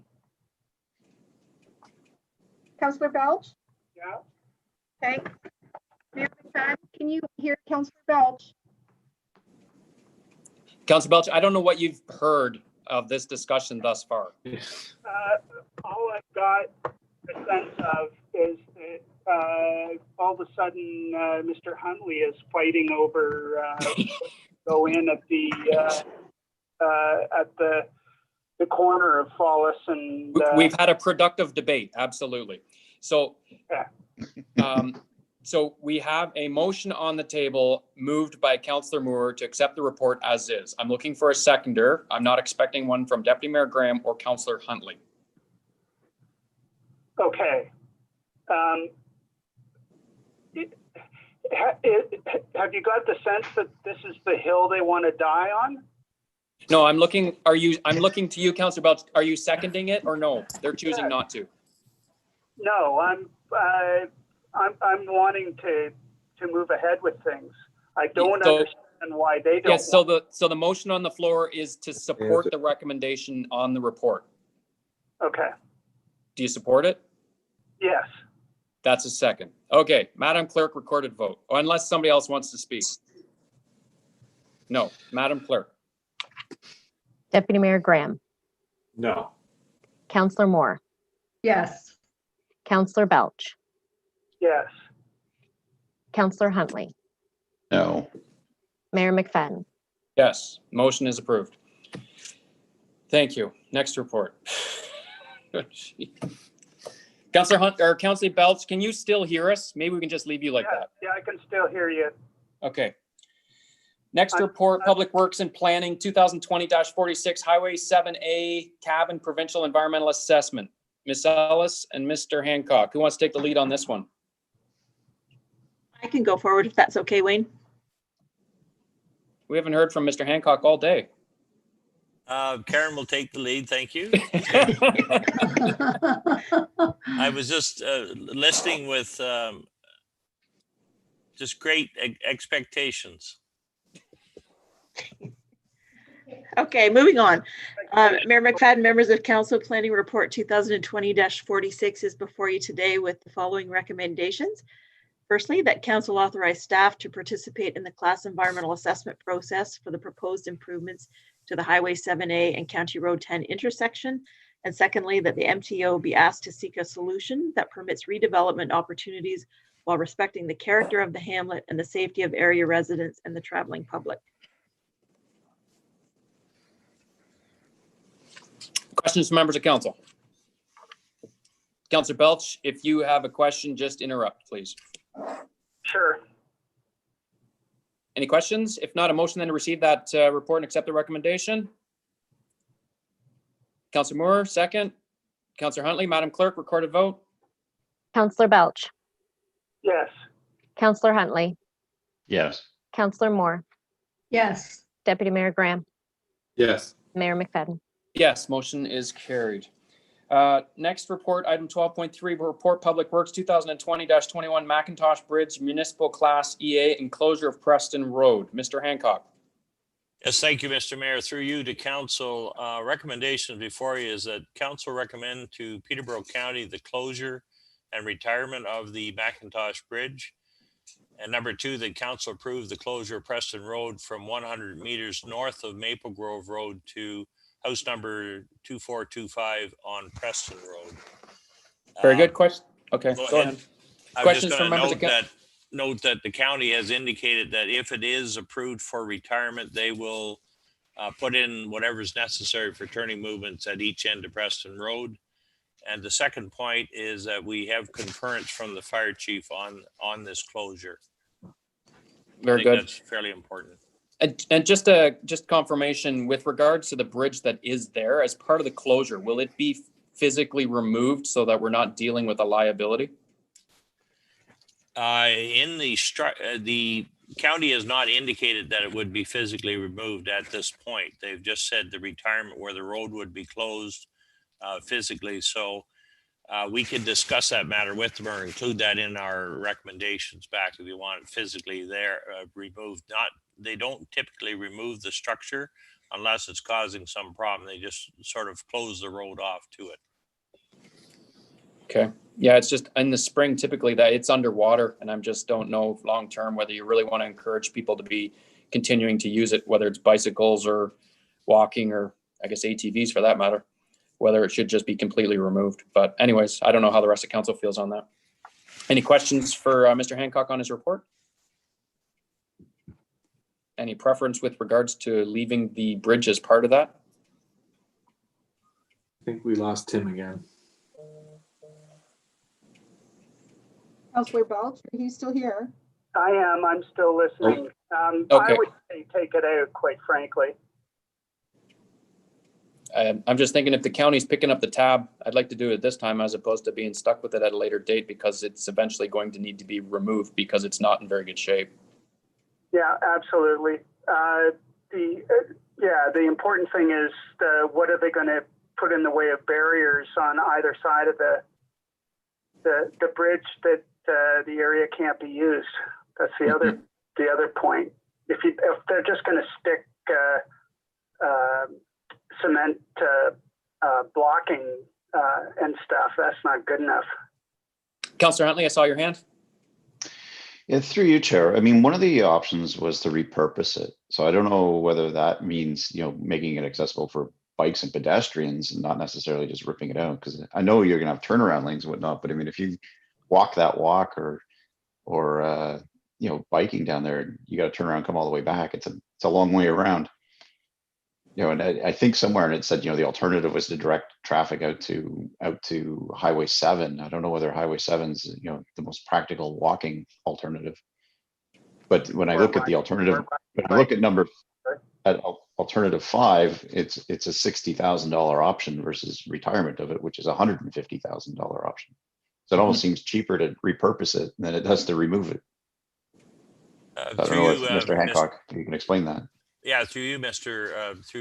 Mayor, to Councillor Huntley, repurposing was actually that they were going to close the roadways, which would typically be closed by guardrail, et cetera, and signage, but they were allowing for the road to be used by, pedestrians, bicycles, et cetera, and the bridge would be left in place. So the idea was it would be repurposed into a walkway type system. Okay, I think that's the better of the alternatives, personally. I think the problems we were having is that it's an area that is been known for people putting garbage and not necessarily, they were using it more for things that were causing environmental problems. And when we said closure, we were trying to prevent the public from getting into that open space area. That was where we were going with the closure. The repurposing is allowing the pedestrians, bicycles, et cetera, to get into the area. Then it becomes a case of there will be ongoing maintenance involved with the municipality, and it will be seasonal from our part. So we thought the closure was probably the best way of handling it to keep our costs at a minimum and not allow people to drop garbage and whatnot in the area. I know in speaking from experience canvassing the area in 2014, I know the residents in the immediate area would prefer that it's closed right off and not there, because they did speak to it collecting the wrong individuals in that particular area. And I know he spoke to the garbage dumping, et cetera, but I think they prefer it's not even there and back it right up so that they finish at those turnarounds at down by Mount Pleasant Road and at Maple Grove. So I don't know. My concern is it gets pushed back onto the municipality, because once they close it, and if we're going to repurpose it, that any forthcoming expenses, I suspect, would fall back upon the municipality at that point. Mr. I think the Hancock? only other point that I would make is, yeah, I think it would be downloaded to us for maintenance and for future removal or repairs on it. Number two, I'm not sure there's a heavy pedestrian traffic in that area. I know there's some traffic. Some people go to the area in the spring of the year, but it's normally to look at the flooding. So it is a bit of a liability problem. And again, we're recommending closure. Repurposing, it's a little out of the way, I think, for large usage by pedestrians and cyclists. But again, it's at council's wish. Okay. Any consensus? Deputy Mayor Graham, Councillor Moore? I got the two of you scratching your ears at the same time. Okay, I got a hand there. Councillor Moore. Like you, when I was campaigning, a lot of the people didn't like the bridge being there because they said they thought it was dangerous. And I know there's not much traffic on it. So it's a catch-22, I guess. If you want it there just for no reason, then we should keep it. But it isn't a heavily traveled road by any means imagination. And the people, they don't want people going through there. Like Wayne said, they throw all their all their garbage out. And it's left a mess. Yes, you're absolutely correct. Deputy Mayor Graham? There's no motion. No one's made a motion as No. yet, have they? I know there's been consideration with regards to obviously there was, in the public comments, there was, I think unwavering support for a repurposing. But I'm not sure if necessarily the closure and the removal of the bridge doesn't still allow for, it doesn't allow for a through walking or a trail network, I guess. But, I have a hard time, especially when it costs less. I understand that there's a certain risk, but from the report as it stood, I thought that the repurposing was a better option. Mr. Hancock, just to be clear though, the repurposing is, once the county, as far as they're done with the bridge, does the repurposing fall back to the township for ongoing maintenance issues or responsibility? Through Mr. Mayor to council, that would be the case. It actually becomes, the repurposing is to turn it into a walkway. The bridge then, I think, falls back as a walkway bridge and would not be maintained by the county. I think if you look at it, your suggestion of having the bridge removed so there's no future cost is probably a better option. If the roadway's still there, the people can still enter from each end of it. But the repurposing was a suggestion of making it a walkway with the bridge left in place, and it would be transferred under our jurisdiction. Councillor Huntley? Through you, Chair. If you're not going to allow traffic over the bridge, you can cut the road off a long way away from that bridge, which will prevent people from actually driving down there and dumping their garbage.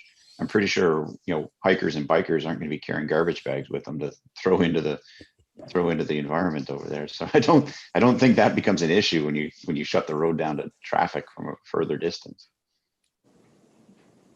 I would agree with you, Councillor Huntley. I think my only concern is it may work well right now as a walking path and the bridge across.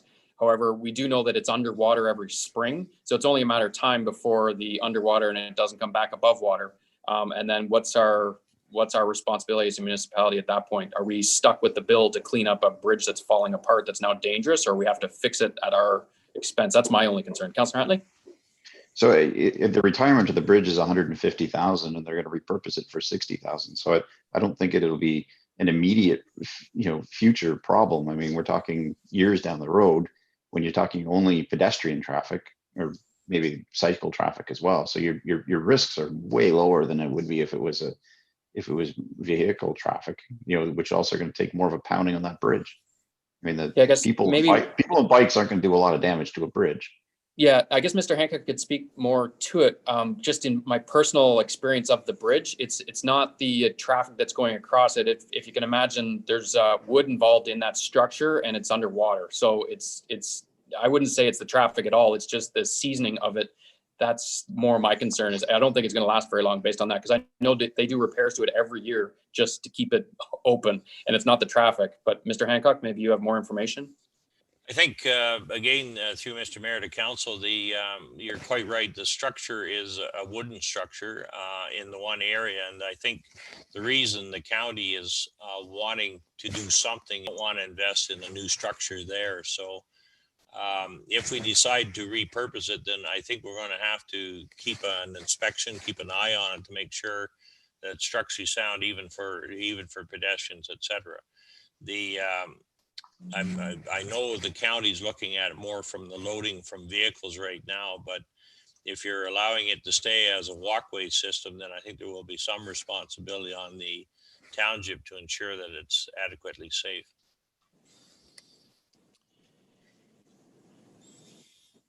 Council?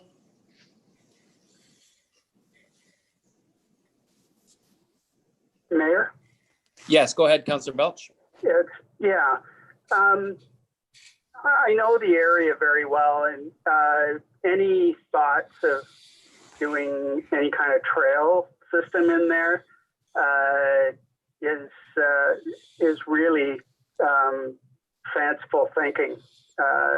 It just when we get a lot of water, everything's flooded, and I just don't see it as being a particularly good, having good potential to sort of open it up for those that like walking through marshes and stuff. It's just not the right components to it to make it appeal, any kind of appeal to it. Literally, if we're just going to repurpose it just for walking for a couple of kilometers, that's all that's going to happen. Okay. Trying to get a gauge on where all members of council, as far as which option to go with. Myself personally, I would like to see it removed. Councillor Huntley, I believe, is on the option of the repurpose. Just trying to figure out which direction we want to go with the motion. Councillor Moore, Deputy Mayor Graham, you comfortable with making a motion of any of those particular choices? I'm happy for Councillor Belch to make a motion. It's in his ward. I feel as though it's only appropriate. Which one? If Councillor Belch wants to make a motion, I defer to him. It's his ward. Oh, and I okay, feel sorry. as though- Nope. I thought you said Councillor. I don't feel the need to make a motion. I'm just wondering whether once you get across Highway 7, that it might not be in Cavan, actually. I think they share it with Councillor Moore. Look, we're looking for a mover and a seconder. Sure, put me on the spot. I already got shot down a little while ago. Actually, just through to the mayor, Preston Road's on the boundary, just so you Yep. understand. Yeah. They share this one. Everyone's right. Yeah. Okay, so I'll share half, you share the other half. Okay, I guess we can go down together. Are we rehabbing it, repurposing, retiring it, or replacing it? The bridge, I mean. Closing it. Yeah, Closing it. I agree. Let's close it. I think we should close it. Yeah, that's not helping. But are we rehabbing it or retiring it, like getting rid of it? Well, the recommendation is to close it and retire it. So I think if they're just going to approve the report, then they're taking the retirement recommendation. Okay. Perfect. Okay, so motion then to receive the report, accept the recommendation. I got a mover from Councillor Moore and a seconder from Councillor Belch. Is that good? Yeah, Okay, Madam Clerk, recorded vote. Councillor Moore, Yes. Councillor Huntley, Yes. Councillor Belch, yes. Deputy Mayor Graham, Yes. Mayor McFadden. Yes, motion is approved. Thank you, Mr. Just so you Hancock, for know- that very straightforward report. Just so you know, if Councillor Belch had said no, I was going to come through the computer and get him. No, you'd have to go through his phone because he's having problems today. All right. I Okay. think that's bullying. There's forms for that. Councillor, report number 12.4, report Public Works 2020-22 update for design and engineering services for the renovation in addition to the Public Works Operations Center. Mr. Hancock, didn't this get deferred after we approved the fire hall? Thank you, Mr. Mayor. Through you to council, the recommendation before you is that council receive Public Works Report 2020-22 update for design and engineering services for the renovation and addition to the Public Works Operations Center for information, and that council consider allocating the funds in the 2021 capital budget. And in the report, we talk about the funding of both the Cavan Yard and the Millbrook Yard. And we have a proposal that the capital budget include an amount of 2.5 million for the operations center in Cavan. That is a new build we are recommending that would happen, and the funding would be over 2 years. 1.2 million in 2021, with us being able, if the budget is approved, allowed to call RFPs on that, and completing it in 2022. The second part is, of course, the Millbrook Yard that's in dire straits also, and it is again proposed that it be included in 2022 and completed in 2023 with the amount of 400,000 per year set aside. Just a note, I think to council, you've been at our yard and you generally know of the tightness. I think some of the problems we're having with just getting the equipment inside. So through our consultant, Greenview, we have a couple alternatives that we looked at on the site. We have attached copies of those to the report to give you an idea. And you'll note under S01, there's a proposal for an L-shaped building, and then under, just open it up here, under S03, we're looking at a new building to the north side of the site. We've recommended that the new building, which includes 7 bays and a car wash, be the proposal we proceed with. We are also, I think someone's fooling around with the report, but anyhow. That looks like a site plan. We have noted that we are having continual problems at both yards, in particular with the Cavan Yard. I think most recently we've had a leak occur at the roof. We're looking for prices to repair the leak in the roof. We've noted, I think, before that we don't have much room and the drinking water's not adequate, and there are a number of ongoing problems. So we are asking that it be included in the 2000 capital budget, and subject to the budget being approved, that we proceed with RFPs in 2021 for the Cavan Yard.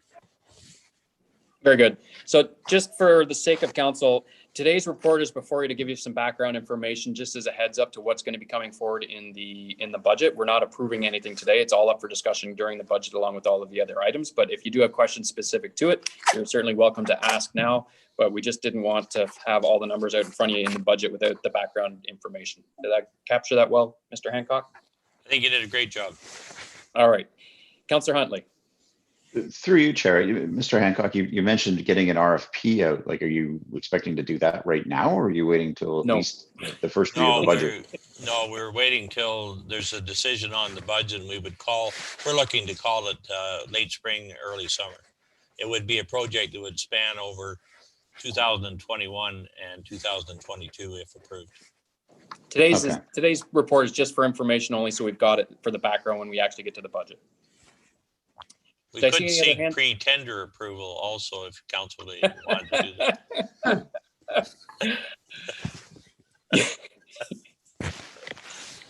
Between the public works and the fire department having vehicles that are too big, I don't know. Any questions from members of council? Councillor Belch, if you've got a question, just go ahead. No, not at this time. I'm Okay, sure that they'll come up during the budget debate. All right, Councillor Moore. Through you, Chair, just one question, Mr. Hancock. This would get all these vehicles in out of the cold weather, so the guys aren't out scraping and carrying on and freezing to death. And a place to work on them, right? Through you, Mr. Mayor, to Councillor Moore. First of all, as you know, when they jockey the equipment into the existing building, it is a real tight fit, and the plows are still sitting outside. With the new building, it would have the inside storage provided for the plow equipment, and they would be working in the light instead of in the dark, hooking up the plows. So that's one of the main issues that we're dealing with in winter weather, let alone the weather wear and tear on the equipment. So it would be inside, yes. And also a place to work on them. Also a place to work on them, yes. Okay, thank you. All right, if there's no other questions, then I'll just receive the report, accept the recommendation, which is to have further discussion during the council budget. Mover, Councillor Moore, seconder, Councillor Huntley. Madam Clerk, recorded vote. Councillor Huntley, Yes. Councillor Belch, Yes. Deputy Mayor Graham, Yes. Councillor Moore, Yes. Mayor McFadden. Yes, motion is approved. Next report, 12.5, Report Public Works 2020-23 Draft Municipal Sign Bylaw. Mr. Hancock? Thank you, Mr. Mayor. Through you to council, this is a joint report between Planning and Public Works. In the senior staff have worked on this for some time to try and get a draft bylaw that council are able to see, and we have a number of recommendations before, and I'll just read those out. That council receives Public Works Report 2020-23 Draft Municipal Sign Bylaw as information. That staff be directed to circulate the draft municipal bylaw to the public for their comments through a survey from the date of this report. If it's approved by council, we would conclude the survey on January 29th. And staff report back on the results of the public consultation with a final municipal sign bylaw for council's consideration in February. And I'm just going to make a couple of brief comments before letting John speak to the report also. This is, I think, something the township has been looking for putting in place for some time. We are trying to get it as right as possible with different types of signs, different sizes, and that we have some control. The major workload of this falls back on the building department because there is a permit process and there is a bylaw enforcement process. So both Kyle Phillips would be involved along with John overseeing it. The draft we're working with is I think a compilation of what we've come up with ourselves plus what other municipalities have in place. So we have tried in this draft to cover a number of issues off. Certainly the report provides an overview. We would like to get the public's input to make sure that we haven't missed anything and that we're being fair in the permit process and thorough. And we're also looking for council to give us any feedback also. So I'm not sure, John, if you want to add to that. No, I think you did a good job, Wayne. Again, it's not perfect, but we've looked at other jurisdictions, looked at what has been adopted and tried to massage it to make sure that it reflects local interests, local values and principles. And again, it's the kind of thing that we do need your eyes on it and then the public input in terms of seeing just whether or not it hits the right spot and then coming back to council in February. Very good. I think, and you've answered it quite well in the report, and I know it's fact, but I think it needs to be emphasized in the survey that existing signs would be grandfathered in. Otherwise, I would be concerned that we're going to have residents that believe they can suddenly have a sign bylaw that might be able to get rid of a glowing sign that may already exist that isn't part of the survey. So I think it needs to be emphasized. This isn't an opportunity to get rid of your worst sign. Yeah, I think that's very clear. They are grandfathered and they are permitted, so we wouldn't be going retroactively back on anything. We're only dealing with new applications. Okay, it does give you a municipal control that we don't have right now, and absolutely we really need. Yep, well done. Any questions from members of council? Tim, if you have a question, chime in. Deputy Mayor Graham. Thank you. And through you, Mayor. Question with regards to the illumination component in 3.14. I've seen sort of similar things outlined. I think there's some references to that in the OP and in other documents outlining. And I was just curious for some clarification with regards to spilling beyond the face of the sign. Because, I mean, I feel like there's a lot of things that are sort of flirting around the edge of actual restrictions, but don't really communicate effectively to maybe just the layperson as such as myself as to what exactly, illumination limitations are, or whether it's a voltage, whether it's a wattage, whether it's, we have comments about, within the OP that discuss, signage not interfering with the enjoyment of the general landscape, which to me, how you make a case that is not a fulfilled requirement is beyond me. So when it comes to things like illumination, I know that there are certain components in other areas specifically that are trying to ensure heritage sort of aesthetics or community feelings, and I didn't know if there was any conversation with around that subject matter as it pertains to illumination, because I don't know what spilling beyond the face of the signage means when it comes to lighting, but it definitely seems as though it can definitely be intrusive into, not just at a night standpoint. I believe in the OP, it discusses that there's a requirement that they be dimmed after a certain hour.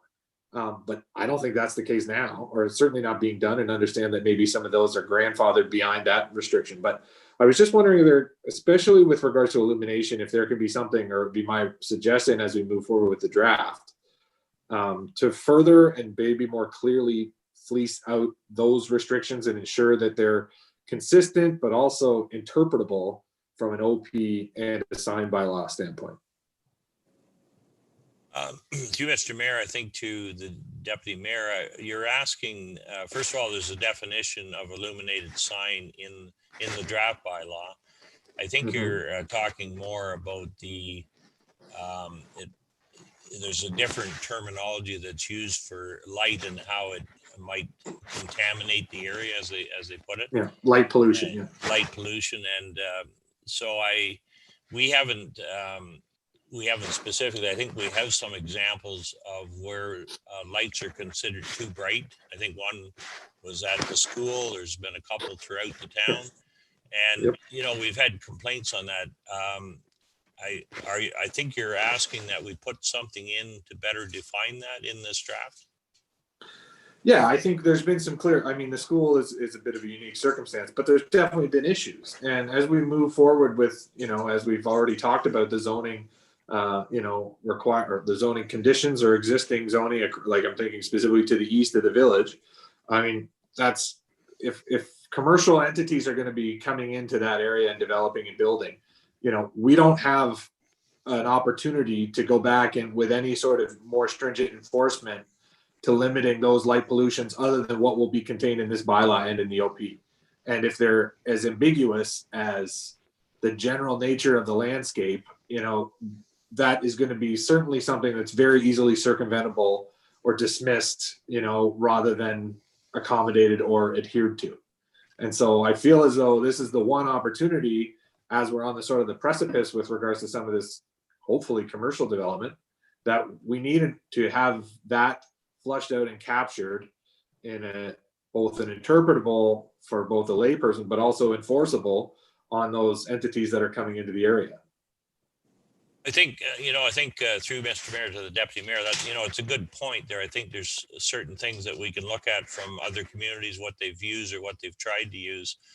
I still think it's important that we get the draft bylaw in circulation. 100%. I'm not sure whether I think when we come back with the final bylaw, we can take your comment into account and look at illumination levels. We can look at, as they say, contamination around the sign, what it's doing to neighboring properties. I think this has become more apparent because of the LED lighting and the type of lighting that's coming from signage. You see it even on the street lights. So we certainly would look at that as a comment. I think we're still proposing the bylaw go forward and see if we have other input on this as we go. I am in no way trying to, prevent the draft from going forward. It's just that we need to, I think that there has been attempts by previous groups and previous councils to include certain restrictions or certain language to actually provide some sort of direction or have some sort of impact. But as I read them now, they don't. So I think I hope that when the draft is circulated, you'll receive more than just my comments on that effect. But my issue is that in the OP and certain other documents, the language is not enforceable. And if it's not enforceable, then it's not achievable. And, if we're actually going to try to make inroads and have, a bylaw that actually provides the sort of direction and limitations that we're hopeful to have and that the community is actually interested in, we just need to have a little bit more clarity in the way of, or maybe illumination is the word I should have used, in regards to what the actual restrictions are. I think it's a good point. I think we can follow up on that, and we'll do that along with the rest of the comments we receive. Thanks, Wayne. Very good. Do I have a mover for the recommendation? Oh, Councillor Huntley. Okay, go ahead. Of course I have a comment. Through you, Chair. There's a recommendation more than anything else, Mr. Hancock, is, again, like a picture tells 1,000 words, right? And kind of having some sort of examples of these different signs, because there is a ton of different signs that you're describing in there. It'd be really helpful if there was some sort of, kind of visual to what it was you're describing in some of these cases. Sure, yeah, we can include that in certainly coming forward with the final report. Yeah, no, that's my only comment to that. Okay, thank you. And with that, you're going to move the recommendation? I will move the recommendation. Very good. And seconded by Deputy Mayor Graham. Madam Clerk, recorded vote. Deputy Mayor Graham, Yes. Councillor Moore, Yes. Councillor Belch, Yes. Councillor Huntley, Yes. Mayor McFadden. Yes, motion is approved. And next item, 12.6, Report Public Works 2020-24 Operations Center Asphalt Resurfacing Expenditure. Mr. Hancock. Thank you, Mr. Mayor. Through you to council, the recommendation before you is that council approve asphalt at the Rhodes Depot that address the health and safety concerns in the amount of $19,922.80 plus net HST in the amount of $350.65 for a total amount of $20,273.45. Funds are available in the capital budget for hot mix. Account number is 0256054112. Just for council's information, Coco Paving did our asphalt work this year. We did the works within the approved tender. This work was not in the approved tender, but it was a total breakup of the asphalt in front of the existing building, causing, as noted in the report, it was causing its potholes, water sitting, and icing situations this time of year. So we had Coco Paving do the work, but we did not have it included in the tender report. So we're bringing this report now as a repair that was seen as a health and safety issue at the time. Very good. Any questions for Mr. Hancock? Motion to receive the report, accept the recommendation. In other words, approve the money that was already spent. Deputy Mayor Graham. Councillor Moore. Madam Clerk, recorded vote. Councillor Belch, Yes. Councillor Huntley, Yes. Deputy Mayor Graham, Yes. Counselor Moore, Yes. Mayor McFadden. Yes, motion is approved. Next report, CAO 2020 capital and project status. Ms. Hurley, any questions for Ms. Hurley on this report?